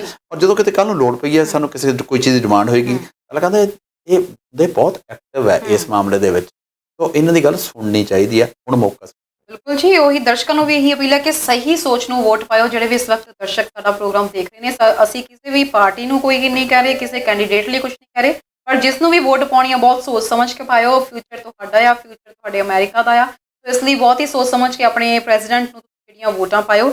ਅਗਲੀ ਖਬਰ ਵੱਲ ਸਰ ਅਸੀਂ ਰੁਖ ਕਰਦੇ ਹਾਂ। ਇਸ ਤੋਂ ਪਹਿਲਾਂ ਕਿ ਨਿਊਜ਼ੀਲੈਂਡ ਵਿੱਚ ਵੀ ਇਲੈਕਸ਼ਨਸ ਹੋਣ ਜਾ ਰਹੀਆਂ, ਔਰ ਡਿਸਕਸ ਕਰੀਏ, ਇੱਕ ਦਰਸ਼ਕ ਸਾਡੇ ਨਾਲ ਜੁੜ ਗਏ ਨੇ। ਹੈਲੋ, ਸਤਿ ਸ਼੍ਰੀ ਅਕਾਲ ਜੀ। ਸਤਿ ਸ਼੍ਰੀ ਅਕਾਲ ਜੀ, ਸਵਾਗਤ ਹੈ ਸਰ ਪ੍ਰੋਗਰਾਮ 'ਚ। ਡਾਕਟਰ ਸਾਹਿਬ ਸਤਿ ਸ਼੍ਰੀ ਅਕਾਲ ਜੀ। ਸਤਿ ਸ਼੍ਰੀ ਅਕਾਲ ਜੀ, ਵੈਲਕਮ। ਤੇ ਸਰ ਮੈਂ ਇਹ ਪੁੱਛਣਾ ਚਾਹੁੰਦਾ ਹਾਂ ਕਿ ਟਰੰਪ ਸਾਹਿਬ ਦੀ ਸਿਕਿਉਰਿਟੀ ਕਿੰਨੀ ਹੁੰਦੀ ਹੈ ਜੀ, ਲਗਭਗ ਉਹਨਾਂ ਦੀ ਸਿਕਿਉਰਿਟੀ ਦੇ ਉੱਤੇ ਤੁਸੀਂ ਕੁਐਸਚਨ ਪੁੱਛ ਰਹੇ ਹੋ ਜੀ। ਤੁਸੀਂ ਟਰੰਪ ਸਾਹਿਬ ਦੇ ਵੈਸੇ ਇਲੈਕਸ਼ਨਸ ਦੀ ਗੱਲ ਕਰੀਏ, ਕਿਸ ਦੇ ਫੇਵਰ ਦੇ ਵਿੱਚ ਜ਼ਿਆਦਾ ਨਜ਼ਰ ਆ ਰਹੇ ਹੋ? ਜੇ Trump Sahib is very good businessman but not politician. ਹਾਂਜੀ। ਤੇ ਟਰੰਪ ਸਾਹਿਬ ਜਿਹੜੇ ਬਿਆਨ ਦਿੰਦੇ ਨੇ, ਉਹ ਭਾਈ ਸ਼ਾਮ ਨੂੰ ਜਿਹੜੇ ਉਹਨਾਂ ਦੇ ਸਲਾਹਕਾਰ ਹੁੰਦੇ ਆ, ਉਹ ਵੀ ਸੋਚਾਂ ਪੈ ਜਾਂਦੇ ਕਿ ਸਵੇਰੇ ਇਹਨਾਂ ਨੂੰ ਕਿਵੇਂ ਮਤਲਬ ਸੈੱਟ ਕਰਨਾ। ਥੈਂਕ ਯੂ ਜੀ, ਸੋ ਨਾਈਸ ਆਫ ਯੂ। ਤੁਹਾਨੂੰ ਜੀ ਸਿਕਿਉਰਿਟੀ ਦੀ ਗੱਲ ਦੱਸਦਾ। ਟੀਵੀ ਸਕਰੀਨ ਤੇ ਆਨਸਰ ਸੁਣ ਸਕਦੇ। ਹਾਂਜੀ, ਮੈਨੂੰ ਨਾ ਤਰਨ ਬਹੁਤ ਸਾਲ ਪਹਿਲਾਂ ਵਾਈਟ ਹਾਊਸ ਜਾਣ ਦਾ, ਦੇਖਣ ਦਾ ਮੌਕਾ ਮਿਲਿਆ ਸੀਗਾ। ਉਦੋਂ ਦੇਖ ਸਕਦੇ ਸੀ, ਮੇਰੇ ਕੋਲ ਹੁਣ ਨਹੀਂ ਦੇਖ ਸਕਦੇ। ਉੱਥੇ ਮੇਰਾ ਬੇਟਾ ਛੋਟਾ ਸੀਗਾ, ਜਿਹੜੇ ਆਸੇ-ਪਾਸੇ ਜਿਹੜੇ ਉਹ ਸਿਕਿਉਰਿਟੀ ਵਾਲੇ ਸੀਗੇ, ਮੈਂ ਇਸ ਗੱਲ ਦਾ ਬੜੀ, ਉਹਨਾਂ ਦੀ ਅੱਖ ਬੜੀ ਤੇਜ਼ ਹੁੰਦੀ। ਮੇਰਾ ਬੇਟਾ ਜੀ ਉਹਦੇ ਕੋਲ ਗਿਆ, ਉਹਨੂੰ ਕਹਿੰਦਾ ਪਰੇ ਰਹਿ। ਹਾਂਜੀ, ਛੋਟੀ ਵਾਲਾ ਸੀ। ਉਹ ਕਹਿੰਦਾ ਓਕੇ, ਕਹਿੰਦੇ ਆਸ ਯੂ ਕੁਐਸਚਨ, ਛੋਟਾ ਸੀਗਾ, ਕਹਿੰਦਾ ਯੈਸ। ਕਹਿੰਦਾ ਤੇਰੇ ਕੋਲ ਗਨਜ਼ ਕਿੰਨੀਆਂ ਨੇ? ਕਿਉਂਕਿ ਉਹਨੇ ਦੇਖਿਆ, ਉਹਦੇ ਨਾ ਇਕੱਲੇ ਹੀ ਇੱਕ ਹਥਿਆਰ ਨਹੀਂ ਸੀਗਾ ਉਹਦੇ ਕੋਲੇ, ਉਹਦੇ ਆਸੇ-ਪਾਸੇ ਪਾਏ ਦਿਸਦੇ ਸੀਗੇ। ਉਹ ਕਹਿੰਦਾ ਆਈ ਕੈਨਟ ਆਨਸਰ। ਸੋ ਜਿਹੜੀ ਸਿਕਿਉਰਿਟੀ ਹੈ ਜੀ, ਰੋਨਾਲਡ ਰੇਗਨ ਦੇ ਉੱਤੇ ਅਟੈਕ ਹੋਇਆ ਸੀਗਾ ਜੀ, ਗੋਲੀ ਚੱਲੀ ਸੀਗੀ, ਔਰ ਉਹਦੇ ਸਿਕਿਉਰਿਟੀ ਗਾਰਡ ਜਿਹੜੇ ਉਸ ਵੇਲੇ ਸੀਗੇ, ਉਹ ਉਹਦੇ ਮੂਹਰੇ ਆ ਗਏ ਸੀਗੇ। They are trained to do that. ਤੁਸੀਂ ਪ੍ਰੈਜ਼ੀਡੈਂਟ ਨਹੀਂ ਮਰਨ ਦੇਣਾ, ਤੁਸੀਂ ਮਰ ਜਾਓਗੇ ਕੋਈ ਗੱਲ ਨਹੀਂ, ਤੁਹਾਨੂੰ ਸਾਂਭਾਂਗੇ, ਤੁਹਾਡੇ ਪਰਿਵਾਰ ਨੂੰ ਸਾਂਭਾਂਗੇ। ਦੈਟਸ, ਉਹ ਟ੍ਰੇਨਡ ਇਸ ਵਾਸਤੇ ਕੀਤੇ ਹੁੰਦੇ ਆ। ਔਰ ਨੰਬਰ ਜੀ ਪਤਾ ਨਹੀਂ ਜੀ ਕਿੰਨਾ ਨੰਬਰ ਹੁੰਦਾ। ਜਿਹੜੇ ਦਰਸ਼ਕਾਂ ਦੇ ਵਿੱਚ ਜੀ ਸਿਕਿਉਰਿਟੀ ਗਾਰਡਸ, ਜਿਹੜੀਆਂ ਆਸੇ-ਪਾਸੇ ਦੀਆਂ ਉੱਚੀਆਂ ਬਿਲਡਿੰਗਸ ਨੇ, ਹਰੇਕ ਦੇ ਉੱਤੇ ਸਿਕਿਉਰਿਟੀ ਗਾਰਡ ਹੁੰਦਾ। ਇਕੱਲੀ ਇਸ ਵੇਲੇ ਟਰੰਪ ਵਾਸਤੇ ਨਹੀਂ, ਬਟ ਹੀ ਇਜ਼ ਪ੍ਰੈਜ਼ੀਡੈਂਟ, ਉਹਦੀ ਐਕਸਟਰਾ ਹੈਗੀ ਆ। ਬਾਈਡਨ ਵਾਸਤੇ ਵੀ ਉਨੀ ਹੋਈ ਜ਼ਰੂਰੀ ਹੋਈ ਹੈ ਜੀ। ਸਿਕਿਉਰਿਟੀ ਜਿੱਥੇ ਵੀ ਜਾਂਦਾ, ਉਹਦੇ ਨਾਲ ਵੱਖਰੀ ਫੋਰਸ ਹੈ, ਜਿਹੜੀ ਕਿ ਚਟਕੱਪੀ ਜਿਹਨੂੰ ਆਪਾਂ ਕਹਿੰਦੇ ਹੁੰਦੇ ਹਾਂ, ਉਹਦੇ ਵਿੱਚ ਹੈਗੇ ਨੇ ਜਿਹੜੇ ਦੂਸਰੇ ਵਰਦੀ ਵਾਲੇ ਧਾਰੀ, ਉਹ ਵੀ ਹੈਗੇ ਨੇ। ਔਰ ਗਿਣਤੀ ਬਿਲਕੁਲ ਨਹੀਂ ਜੀ ਦੱਸਦੇ।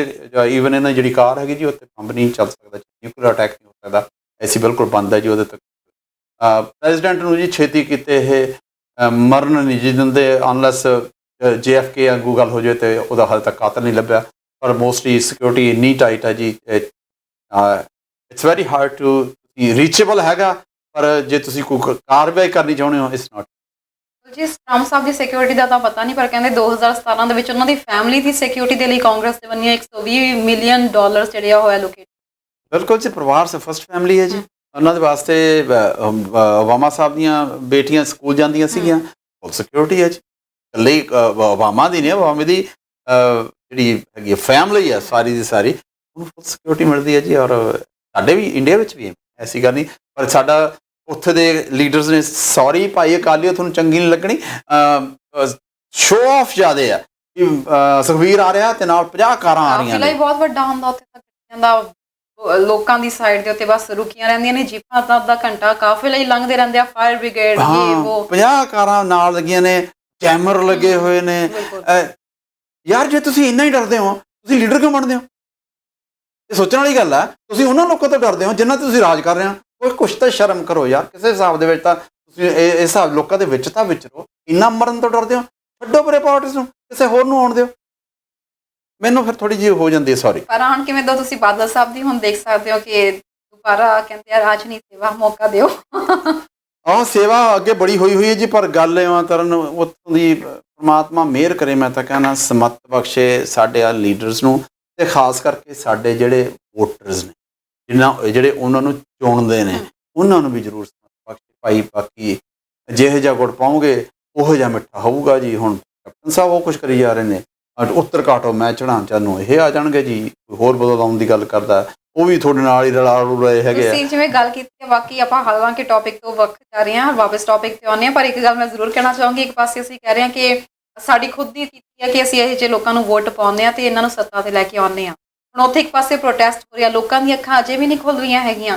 ਅਜੇ ਵੀ ਇੱਕ ਪਾਸੇ ਬਾਦਲਾਂ ਦੀ ਰੈਲੀ ਹੋ ਰਹੀ ਹੈ ਤੇ ਦੂਜੇ ਪਾਸੇ ਕਾਂਗਰਸ ਦੀ ਰੈਲੀ ਹੋ ਰਹੀ ਹੈ, ਤੇ ਉਸ ਰੈਲੀ ਦੇ ਵਿੱਚ ਵੀ ਇੰਨਾ ਇਕੱਠ ਹੋ ਰਿਹਾ, ਪਤਾ ਨਹੀਂ ਉਹ ਲੋਕੀ ਕਿੱਥੋਂ ਆ ਰਹੇ ਨੇ। ਫਿਰ ਜੇ ਤੁਸੀਂ ਪ੍ਰੋਟੈਸਟ ਕਰ ਰਹੇ ਹੋ, ਇਹਨਾਂ ਨੂੰ ਗਾਲਾਂ ਕੱਢ ਰਹੇ ਹੋ, ਇੱਕ ਪਾਸੇ ਕਹਿ ਰਹੇ ਹੋ ਜਿਨ੍ਹਾਂ ਦਾ ਅਸੀਂ ਬਾਈਕਾਟ ਕਰਨਾ, ਦੂਜੇ ਪਾਸੇ ਰੈਲੀਆਂ ਦੇ ਵਿੱਚ ਫਿਰ ਇਕੱਠ ਪਤਾ ਨਹੀਂ ਕਿੱਥੋਂ ਆ ਜਾਂਦਾ। ਤੁਹਾਨੂੰ ਪਰਮਾਤਮਾ ਕਰੇ ਕਿ ਆਹ ਜਿਹੜਾ ਮਸਲਾ ਐਸਾ ਫਸਿਆ ਹੋਇਆ, ਇਹ ਚੰਗੀ ਨਾਲ ਹੱਲ ਹੋ ਜਾਵੇ। ਜੇ ਆਪਾਂ ਨਿਊਜ਼ੀਲੈਂਡ ਦੀ ਗੱਲ ਕਰ ਲਈਏ, ਬਿਲਕੁਲ ਜੀ, ਨਿਊਜ਼ੀਲੈਂਡ ਵਿੱਚ ਵੀ ਇਲੈਕਸ਼ਨਸ ਹੋਣ ਜਾ ਰਹੇ ਨੇ। ਸੋ ਨਿਊਜ਼ੀਲੈਂਡ ਦੇ ਵਿੱਚ ਸਰ ਤੁਹਾਨੂੰ ਕੀ ਲੱਗਦਾ ਕਿ ਸੈਕਿੰਡ ਟਾਈਮ ਜੈਸਿੰਡਾ ਆਰਡਨ ਆਉਣ ਦੀ ਤਿਆਰੀ ਹੈ ਜਾਂ ਨਹੀਂ? ਇਹ 120 ਸੀਟਾਂ ਨੇ ਜੀ, ਉੱਥੋਂ ਦੀਆਂ 61 ਚਾਹੀਦੀਆਂ ਨੇ ਸੀਟਾਂ। ਉੱਥੋਂ ਦੀ ਸਿਸਟਮ ਇਹੋ ਹੈ ਤਰਨ, ਇਟਸ ਵੈਰੀ ਇੰਟਰਸਟਿੰਗ। ਉੱਥੋਂ ਦੀ ਜਿਹੜੀ ਪਾਰਲੀਮੈਂਟ ਹੈਗੀ ਆ 75 ਸੀਟਾਂ ਦੀ ਸਿੱਧੀ ਇਲੈਕਸ਼ਨ ਹੈ।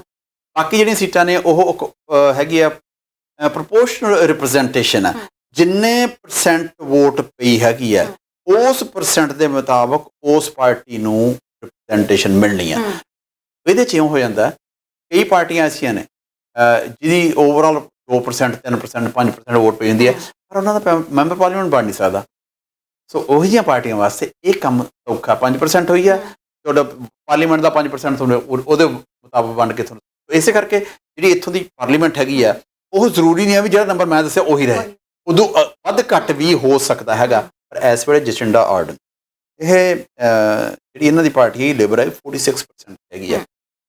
46% ਦੇ ਉੱਤੇ ਹੋਣ ਦੇ ਬਾਵਜੂਦ ਚਾਂਸਸ ਹੈ ਜਿਹੜੇ ਇਹ ਨੰਬਰਸ ਕਹਿ ਰਹੇ ਨੇ ਉਹਨਾਂ ਦੀ ਮੈਜੋਰਟੀ ਬਣਨਗੇ ਉਹੀ ਪ੍ਰਾਈਮ ਮਿਨਿਸਟਰ ਜੈਸਿੰਡਾ ਆਰਡਨ ਦੇ ਬਣਨ ਦੇ ਚਾਂਸਸ ਆ। ਜਿਹੜੀ ਨੈਸ਼ਨਲ ਪਾਰਟੀ ਉਹ 31% ਹੈਗੀ ਆ, ਔਰ ਜਿਹੜੀ ਐਕਚੁਅਲੀ ਜਿਹੜੀ ਪੋਪੂਲੈਰਿਟੀ ਦੇ ਵਿੱਚ ਜੈਸਿੰਡਾ ਇਸ ਵੇਲੇ 55% ਦੇ ਉੱਤੇ ਹੈਗੀ ਹੈ। ਤੇ ਜਿਹੜੀ ਉਹਦੇ ਬਦਲ ਨੈਸ਼ਨਲ ਪਾਰਟੀ ਦੀ ਜਿਹੜੀ ਲੀਡਰ ਹੈਗੀ ਉਹ ਵੀ ਲੇਡੀ ਹੈ, ਨਾ ਭੁੱਲ ਗਿਆ ਉਹਦਾ, ਉਹ ਅਬਾਊਟ 20% ਦੇ ਉੱਤੇ ਆ। ਸੋ ਫਰਕ ਬਹੁਤ ਜ਼ਿਆਦਾ ਹੈ, ਚਾਂਸਸ ਹੈਗੇ ਆ।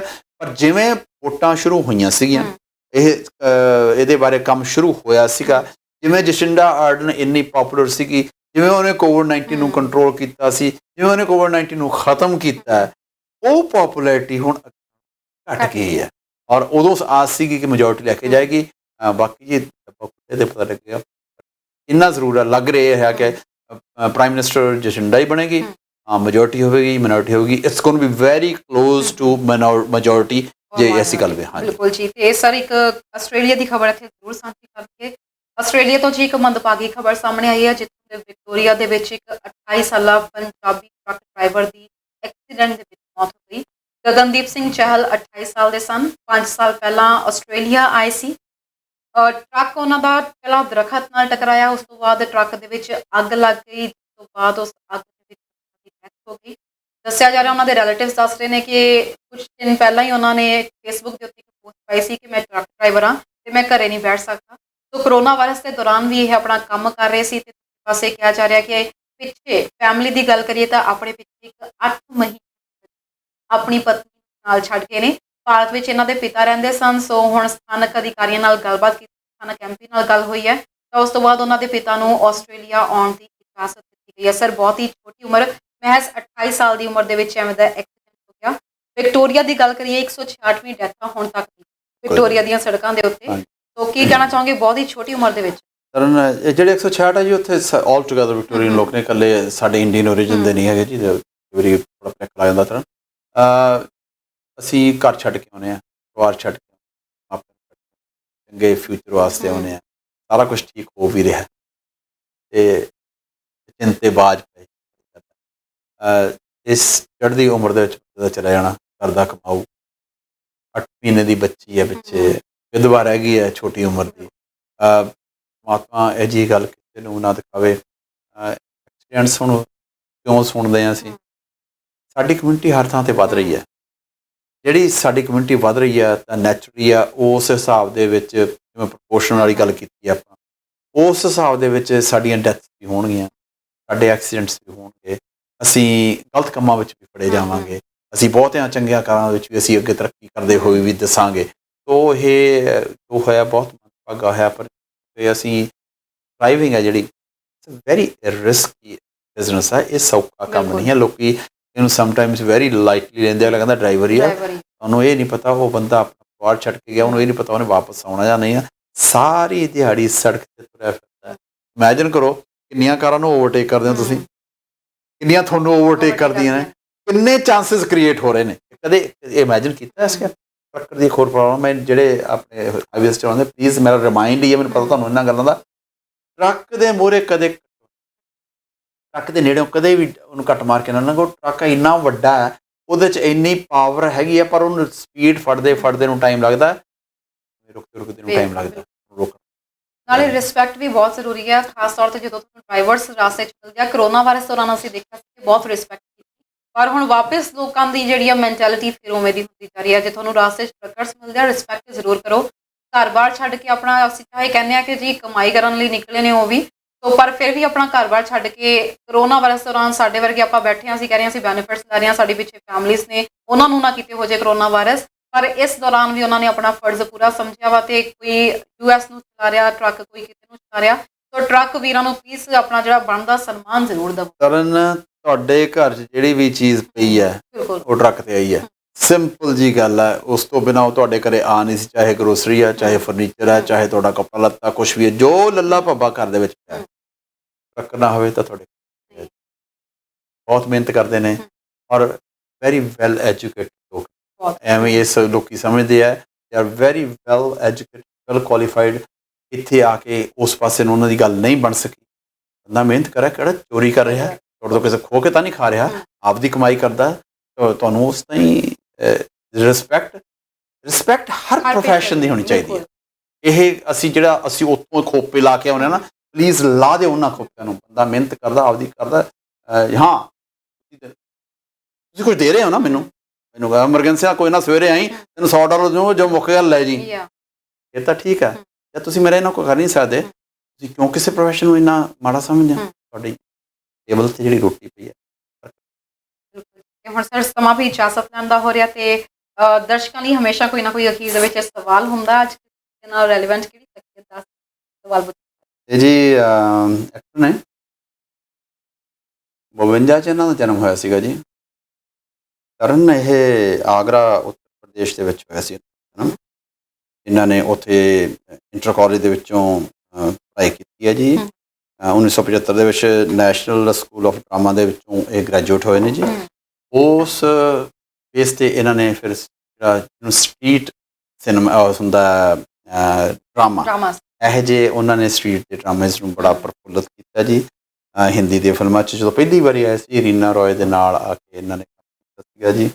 ਇਹਨਾਂ ਨੇ ਫਿਲਮਾਂ ਦੇ ਵਿੱਚ ਐਜ਼ ਏ ਵਿਲਨ ਵੀ ਕੰਮ ਕੀਤਾ ਹੈ, ਬੈਡ ਰੋਲਸ ਵੀ ਕੀਤੇ ਨੇ। ਇੱਕ ਐਸਾ ਬੈਡ ਰੋਲ ਕੀਤਾ ਸੀ, ਬੜਾ ਹਿੱਟ ਹੋਇਆ ਸੀਗਾ। ਚੰਗੇ ਐਜ਼ ਏ ਹੀਰੋ ਵੀ ਕੰਮ ਕੀਤੇ ਨੇ ਜੀ। ਚਾਹੇ ਉੱਤਰ ਪ੍ਰਦੇਸ਼ ਦਾ ਜਨਮ ਹੈ ਜੀ, ਪੰਜਾਬੀ ਬੜੀ ਵਧੀਆ ਬੋਲਦੇ ਆ, ਬਹੁਤ ਪੰਜਾਬੀ ਫਿਲਮਾਂ 'ਚ ਵੀ ਇਹਨਾਂ ਨੇ ਕੰਮ ਕੀਤਾ ਜੀ। ਬੜੀਆਂ ਹਿੱਟ ਫਿਲਮਾਂ 'ਚ ਪੰਜਾਬੀਆਂ 'ਚ ਕੰਮ ਕੀਤਾ ਜੀ। BR ਚੋਪੜਾ ਦੇ ਬੈਨਰ ਹਿੱਟ ਇਹਨਾਂ ਨੇ ਕਈ ਫਿਲਮਾਂ ਦੇ ਵਿੱਚ ਕੰਮ ਕੀਤਾ ਹੈਗਾ ਜੀ। ਇਹ ਪੋਲੀਟੀਸ਼ੀਅਨ ਵੀ ਹੈਗੇ ਨੇ ਜੀ, ਇਹ ਮੈਂਬਰ ਪਾਰਲੀਮੈਂਟ ਵੀ ਰਹੇ ਨੇ, ਲੋਕ ਸਭਾ ਦੇ ਵਿੱਚ ਵੀ ਰਹੇ ਨੇ, ਇਹ ਰਾਜ ਸਭਾ ਦੇ ਮੈਂਬਰ ਵੀ ਰਹੇ ਨੇ। ਪਾਰਟੀਆਂ ਤਾਂ ਖੈਰ ਉੱਥੇ ਨਾਰਮਲ ਆ, ਕਦੇ ਇੱਧਰ ਹੋ ਗਏ ਕਦੇ ਇੱਧਰ, ਕਈ ਪਾਰਟੀਆਂ ਸਵਿਚ ਕੀਤੀਆਂ ਨੇ ਜੀ। ਹੁਣ ਪਹਿਲਾਂ ਇੱਕ ਦਰਸ਼ਕ ਜੁੜ ਗਏ, ਉਹਨਾਂ ਦਾ ਲੈ ਲਈਏ ਅਸੀਂ। ਹੈਲੋ ਹਾਂਜੀ, ਹੈਲੋ, ਸਤਿ ਸ਼੍ਰੀ ਅਕਾਲ ਸਤਿ ਸ਼੍ਰੀ ਅਕਾਲ ਜੀ। ਸਤਿ ਸ਼੍ਰੀ ਅਕਾਲ ਕੀ ਜੀ, ਹਾਲ ਹੈ ਗੋਲ ਸਵਾਗਤ ਸਾਹਿਬ? ਉਹ ਸਰ ਕਿਵੇਂ ਤੁਸੀਂ ਸਾਡੇ ਰਾਜ ਬੱਬਰ ਜੀ ਬਾਰੇ ਗੱਲ ਕਰੀ ਜਾਂਦੇ ਹੋ? ਕਿਆ ਬਾਤ ਹੈ ਰਾਜ ਬੱਬਰ, ਰਾਜ ਬੱਬਰ, ਥੈਂਕ ਯੂ ਗੋਲ ਸਾਹਿਬ। ਤੁਸੀਂ Thank ਇਸ you ਜੀ। ਵੀ ਆਨਸਰ ਸੁਣ ਸਕਦੇ ਹੋ ਜੀ। ਥੈਂਕ ਯੂ ਹੋਰ ਜੀ, ਦਰਸ਼ਕ ਥੈਂਕਸ ਜੁੜ ਗਏ ਨੇ। For hello calling. ਹਾਂਜੀ ਹੈਲੋ ਜੀ, ਸ਼ਾਇਦ ਸਾਡੇ ਇੱਕ ਦਰਸ਼ਕ ਸਾਨੂੰ ਹੋਰ ਕਾਲ ਕਰ ਰਹੇ ਸਨ। ਅਸੀਂ ਕਰੋ ਜੀ ਚਾਹਾਂਗੇ ਦੁਬਾਰੇ। ਤੁਸੀਂ ਇਹਨਾਂ ਨੇ ਦੁਬਾਰਾ ਕਰ ਸਕਦੇ ਹੋ ਜੀ। ਕਈ ਟੀਵੀ ਇੱਕ ਹੋਰ ਦਰਸ਼ਕ ਸੀਰੀਜ਼ ਆਏ ਸੀਗੇ। ਹੈਲੋ ਹਾਂਜੀ, ਹਾਂਜੀ ਸਤਿ ਸ਼੍ਰੀ ਅਕਾਲ ਕਰਨ ਜੀ, ਸਤਿ ਸ਼੍ਰੀ ਅਕਾਲ ਜੀ। ਨਵੀਨ ਜੀ। ਸਤਿ ਸ਼੍ਰੀ ਅਕਾਲ ਵਿੰਕੀ ਜੀ, ਕੀ ਹਾਲ ਹੈ? ਹਾਂਜੀ ਮੈਮ, ਅੱਜ ਅਸੀਂ ਰਾਜ ਬੱਬਰ ਬਾਰੇ ਗੱਲ ਕਰ ਰਹੇ ਹਾਂ, ਰਾਜ ਜਿਨ੍ਹਾਂ ਦੀ ਪੰਜਾਬੀ ਪਿਕਚਰ ਬੜੀ ਫੇਮਸ ਹੋਈ ਸੀ, ਲੌਂਗ ਦਾ ਲਿਸ਼ਕਾਰਾ। ਤੁਹਾਨੂੰ ਪਤਾ ਹੈ? ਜਵਾਨਾ ਸੀ ਇਹਦੇ ਹਾਂਜੀ। ਸ਼ਾਇਦ ਉਹਨਾਂ ਦੀ ਇੱਕ ਤੇ ਬੜੀ ਅੱਛੀ ਪਿਕਚਰ ਸੀ ਇਹ। ਯਾ ਦੈਟਸ ਰਾਈਟ। ਰਾਜ ਬੱਬਰ ਜੀ ਬਾਰੇ ਗੱਲ ਕਰ ਰਹੇ ਹਾਂ ਅਸੀਂ। ਸ਼ੁਕਰੀਆ Thank you ਵਿੰਕੀ so ਜੀ, much. ਸ਼ੁਕਰੀਆ ਵਿੰਕੀ ਜੀ। Thank you ਤੁਸੀਂ ਜੀ। ਟੀਵੀ Thank you ਸਕਰੀਨ ਜੀ, ਤੇ so ਆਨਸਰ nice ਸੁਣ of ਸਕਦੇ you. ਹੋ। ਹੈਲੋ ਹੈਲੋ ਸਤਿ ਸ਼੍ਰੀ ਅਕਾਲ ਜੀ। ਸਤਿ ਸ਼੍ਰੀ ਅਕਾਲ ਜੀ, ਸਤਿ ਸ਼੍ਰੀ ਅਕਾਲ ਜੀ, ਰਾਜ ਬੱਬਰ ਸਾਹਿਬ ਹੈ ਜੀ। ਕਿੱਥੋਂ ਗੱਲ ਕਰ ਰਹੇ ਹੋ ਜੀ?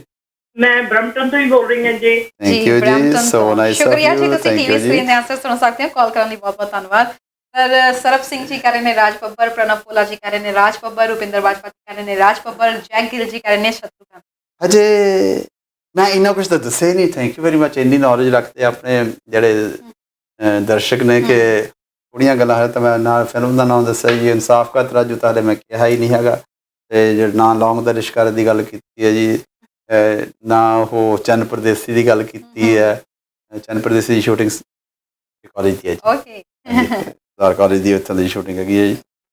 ਸੋਹਣੀਆਂ, ਬੜੀਆਂ ਸੋਹਣੀਆਂ ਫਿਲਮਾਂ ਸੀਗੀਆਂ ਜੀ। ਜਿਹੜਾ ਬਹੁਤਾ ਰੋਲ 'ਚ ਹਿੱਟ ਹੋਏ ਸੀਗੇ ਜੀ, ਉਹ ਸੀਗੀ ਫਿਲਮ ਇਨਸਾਫ ਕਾ ਤਰਾਜੂ। ਉਹਦੇ 'ਚ ਨੈਗੇਟਿਵ ਰੋਲ ਸੀਗਾ, ਔਰ ਜੋ ਉਹ ਸੀਨ ਫਿਲਮਾਇਆ ਗਿਆ ਸੀਗਾ ਐਜ਼ ਐਨ ਐਕਟ, ਉਹ ਇਹਨੇ ਤੇ ਜਿਹੜੀ ਇਹਦੇ ਨਾਲ ਪਦਮਨੀ ਕੋਲਾਪੁਰੀ ਸੀ ਤੇ ਜ਼ੀਨਤ ਤਮਾਨ ਸੀ, ਸਾਰਿਆਂ ਨੇ ਉਸ ਨੂੰ ਬਾਖੂਬੀ ਨਿਭਾਇਆ। ਔਰ ਉਹ ਸੀਨ ਨੈਗੇਟਿਵ ਸੀਨ, ਪਰ ਉਹ ਸੀਨ ਬੜਾ ਨਹੀਂ। ਰਾਜ ਬੱਬਰ ਜੀ, ਇਹ ਸਹੀ ਤੁਹਾਡਾ ਸਾਰਿਆਂ ਦਾ ਜਵਾਬ ਹੈਗਾ ਜੀ। ਸ਼ਤਰੂਘਨ ਸਿਨਹਾ ਨਹੀਂ ਹੈ ਜੀ, ਇਸ ਦਿਨ ਸ਼ਤਰੂਘਨ ਸਿਨਹਾ ਨੂੰ ਵੀ ਲੈ ਕੇ ਆਵਾਂਗੇ, ਐਸੀ ਗੱਲ ਨਹੀਂ ਹੈ। ਅੱਜ ਫਿਰ ਇੰਨਾ ਹੀ ਕਾਫੀ ਜੀ। ਬਿਲਕੁਲ ਜੀ, ਦਰਸ਼ਕ ਜੁੜ ਗਏ ਨੇ, ਆਪਾਂ ਜ਼ਰੂਰ ਲੈ ਲਈਏ ਇਹਨਾਂ ਦੀ ਕਾਲ। ਹੈਲੋ ਸਾਹਿਬ ਹਾਂਜੀ, ਉਹ ਸਰ ਮੈਂ ਬੇਨਤੀ ਇਹ ਕਰਨੀ ਸੀ ਵੀ ਚੰਨ ਪਰਦੇਸੀ ਫਿਲਮ ਦੇ ਵਿੱਚ 1 ਮਿੰਟ ਦਾ ਮੇਰਾ ਵੀ ਰੋਲ ਹੈਗਾ ਜੀ। ਮੈਂ ਇੱਕ ਗਾਣੇ ਦੇ ਵਿੱਚ ਖੜਾ ਸੀ। ਉਹ ਕੀ ਬਾਤ ਹੈ। ਅੱਛਾ, ਤੇ ਉਹਦੀ ਸ਼ੂਟਿੰਗ ਸੰਗਰੂਰ ਹੋਈ ਸੀ ਜੀ। ਸਾਡੇ ਉੱਥੇ ਬਹੁਤ ਹੀ ਇੱਕ ਹਿਸਟੋਰੀਕਲ ਪਲੇਸ ਹੈ, ਉਹਨੂੰ ਬਲਾਸਰ ਬਾਗ ਕਹਿੰਦੇ ਆ ਜੀ। ਅੱਛਾ ਜੀ। ਬਲਾਸਰ ਬਾਗ ਦਾ ਗਾਰਡਨ ਹੈ ਜੀ, ਉੱਥੇ ਉਹਨੂੰ ਰੋਜ਼ ਗਾਰਡਨ ਕਹਿੰਦੇ ਆ। ਬਹੁਤ ਹੀ ਵਧੀਆ ਗਾਰਡਨ ਹੈ। ਉਹਦੇ ਵਿੱਚ ਹੀ ਇੱਕ ਅਜਾਇਬ ਘਰ ਵੀ ਹੈ ਜੀ, ਤੇ ਸਾਰਾ ਮਹਾਰਾਜਾ ਸੰਗਰੂਰ ਦਾ ਬਣਾਇਆ ਹੋਇਆ ਜੀ। ਉਸ ਦੇ ਵਿੱਚ ਇੱਕ ਗਾਣੇ ਦੀ ਸ਼ੂਟਿੰਗ ਹੋਈ ਸੀ, ਤੇ ਉਹਦੇ ਵਿੱਚ ਬਹੁਤ ਬੰਦਿਆਂ ਦੀ ਲੋੜ ਪੈ ਗਈ ਸੀ, ਤੇ ਅਸੀਂ ਵੀ ਯੋਗਦਾਨ ਪਾਇਆ ਸੀ ਜੀ ਉਹਦੇ ਗਾਣੇ। ਕਿਆ ਬਾਤ ਹੈ। ਤੁਸੀਂ ਤਾਂ ਫਿਰ ਪਹਿਲੇ ਦਿਨੋਂ ਹੀਰੋ ਹੋ। ਹਾਂਜੀ, ਤੁਸੀਂ ਤਾਂ ਪਹਿਲੇ ਦਿਨ ਤੋਂ ਹੀ ਹੀਰੋ ਹੋ ਫਿਰ। ਉਹ thank you sir, thank you ਜੀ, ਸ਼ੁਕਰੀਆ ਜੀ। ਗਾਣਾ ਸੁਣਨਾ ਪੈਣਾ ਫਿਰ ਉਹ ਕਿਹੜਾ ਸੀ। ਥੈਂਕ ਯੂ ਗੋਇਲ ਸਾਹਿਬ ਜੀ, ਸਹੀ ਗੱਲ ਹੈ ਜੀ। ਐਕਚੁਅਲੀ ਉਹ ਤਰਨ ਜੀ ਮੈਨੂੰ ਗਾਣਾ ਨਹੀਂ ਯਾਦ, ਸੱਚੀ ਕਹਿੰਦਾ ਮੈਂ। ਕੋਈ ਗੱਲ ਨਹੀਂ ਜੀ, ਅਸੀਂ ਅੱਜ ਜਾ ਕੇ ਨੈਟ ਤੇ ਸਰਚ ਕਰਾਂਗੇ ਮੂਵੀ ਤੇ ਵੇਖਾਂਗੇ ਗਾਣਾ। ਹਾਂਜੀ, ਉਹ ਸਾਡੇ ਉੱਥੇ ਰਣਵੀਰ ਕਾਲਜ ਦੇ ਪ੍ਰਿੰਸੀਪਲ ਸੀ ਜੀ। ਸਾਡਾ ਰਣਵੀਰ ਕਾਲਜ ਦਾ, ਕਿਉਂਕਿ ਸਾਡੇ ਰਾਜਾ ਦਾ ਨਾਮ ਵੀ ਰਣਵੀਰ ਸਿੰਘ ਸੀ। ਰਣਵੀਰ ਕਾਲਜ ਦੇ ਵਿੱਚੋਂ ਵੀ ਬਹੁਤ ਸਟੂਡੈਂਟਸ ਨੂੰ ਲੈ ਕੇ ਗਏ ਸੀ। ਉੱਥੇ ਦੇ ਪ੍ਰਿੰਸੀਪਲ ਸਾਹਿਬ ਸੀ ਸਾਡੇ ਸਰਦਾਰ ਸੁਲੱਖਣ ਸਿੰਘ ਮੀਤ, ਉਹ ਵੀ ਗਏ ਸੀ ਜੀ। ਉਹ ਵਿੱਚ ਦਿਖਦੇ ਨੇ ਜੋ, ਅਸੀਂ ਵਿੱਚ ਖੜੇ ਹਾਂ ਜੀ ਕਿਤੇ ਨਾ ਕਿਤੇ। Thank you Goyal Sahib, so nice of you. Thank you ਜੀ, ਥੈਂਕ ਯੂ ਜੀ। ਜਿਨ੍ਹਾਂ ਨੇ ਕਾਲਾਂ ਕੀਤੀਆਂ ਨੇ ਜੀ, ਤੁਸੀਂ ਡਿਊਰਿੰਗ ਦਾ ਪ੍ਰੋਗਰਾਮ ਕਾਲ ਕਰਦੇ ਹੋ, ਕਿ ਮੇਰੀ ਮਿਸ ਹੋ ਜਾਂਦੀ ਹੈ, ਪਲੀਜ਼ ਦੁਬਾਰੇ ਫੇਰ ਕਰ ਲਿਆ ਕਰੋ। ਚੰਗਾ ਲੱਗਦਾ ਤੁਹਾਨੂੰ ਜੀ ਤੁਹਾਡੀ ਜਦੋਂ ਤੁਸੀਂ ਕਾਲ ਕਰਦੇ ਹੋ। ਇੱਕ ਸਾਡੇ 2 ਐਂਗਲਸ ਹੁੰਦੇ ਨੇ, ਕਿ ਸਾਡਾ ਇੱਕ ਐਂਗਲ ਹੀ ਹੁੰਦਾ, ਸਾਡੇ ਕਈ ਵਾਰੀ 3 ਐਂਗਲਸ ਹੁੰਦੇ ਨੇ, ਤੁਸੀਂ ਇੱਕ ਹੋਰ ਐਂਗਲ ਤੋਂ ਆਪਣੀ ਗੱਲ ਕਰਦੇ ਹੋ ਜੀ। ਸੋ ਚੰਗਾ ਲੱਗਦਾ ਜੀ। ਹੰਗਾਰਾ ਭਰਦੇ ਰਹੋ ਤਾਂ ਬਾਤ ਰਹਿੰਦੀ ਹੈ। ਅੱਜ ਫਿਰ ਇੰਨਾ ਹੀ ਕਾਫੀ। ਬਿਲਕੁਲ ਜੀ, ਤੇ ਦਰਸ਼ਕਾਂ ਨੂੰ ਇਹ ਵੀ ਅਸੀਂ ਜ਼ਰੂਰ ਕਵਾਂਗੇ, ਪ੍ਰੋਗਰਾਮ ਨੂੰ ਲੈ ਕੇ ਤੁਹਾਡੇ ਕੋਈ ਸੁਝਾਅ ਹੁੰਦੇ ਆ, ਤੁਸੀਂ ਸਾਨੂੰ ਫੋਨ ਰਾਹੀਂ ਜਾਂ ਫਿਰ ਤੁਸੀਂ ਸਾਨੂੰ ਈਮੇਲ ਰਾਹੀਂ channelhamdard@gmail.com ਤੁਹਾਡੀ ਈਮੇਲ ਆਈਡੀ ਹੈ, ਉਹਦੇ ਤੇ, ਜਾਂ ਫਿਰ ਤੁਸੀਂ ਫੇਸਬੁੱਕ ਤੇ ਵੀ ਕਮੈਂਟ ਕਰਕੇ ਸਾਨੂੰ ਆਪਣੇ ਸੁਝਾਅ ਦੇ ਸਕਦੇ ਹੋ। ਪ੍ਰੋਗਰਾਮ ਵਿੱਚ ਹੋਰ ਦੇਖਣਾ ਚਾਹੁੰਦੇ ਹੋ, ਪ੍ਰੋਗਰਾਮ ਵਿੱਚ ਤੁਸੀਂ ਚਾਹੁੰਦੇ ਹੋ ਵੀ ਅਸੀਂ ਕੋਈ ਨਵੀਂ ਕੋਈ ਚੀਜ਼ ਵਿੱਚ ਹੋਰ ਸ਼ਾਮਿਲ ਕਰੀਏ, ਜਾਂ ਤੁਸੀਂ ਚਾਹੁੰਦੇ ਹੋ ਕਿ ਇਹਦੇ ਵਿੱਚ ਕੁਝ ਹੋਰ ਅਸੀਂ ਚੇਂਜਿਸ ਕਰ ਸਕਦੇ ਹਾਂ, ਤਾਂ ਸਾਨੂੰ ਦੱਸਿਓ ਜ਼ਰੂਰ। ਤੁਹਾਡੇ ਸੁਝਾਵਾਂ ਦਾ ਸਾਨੂੰ ਇੰਤਜ਼ਾਰ ਰਹੇਗਾ। ਇਸ ਨਾਲ ਹੀ ਫਿਲਹਾਲ ਦਿਓ ਇਜਾਜ਼ਤ। ਮੁਲਾਕਾਤ ਕੱਲ੍ਹ ਨੂੰ। ਦੇਖਦੇ ਰਹੋ ਹਮਦਰਦ। ਸਤਿ ਸ਼੍ਰੀ ਅਕਾਲ।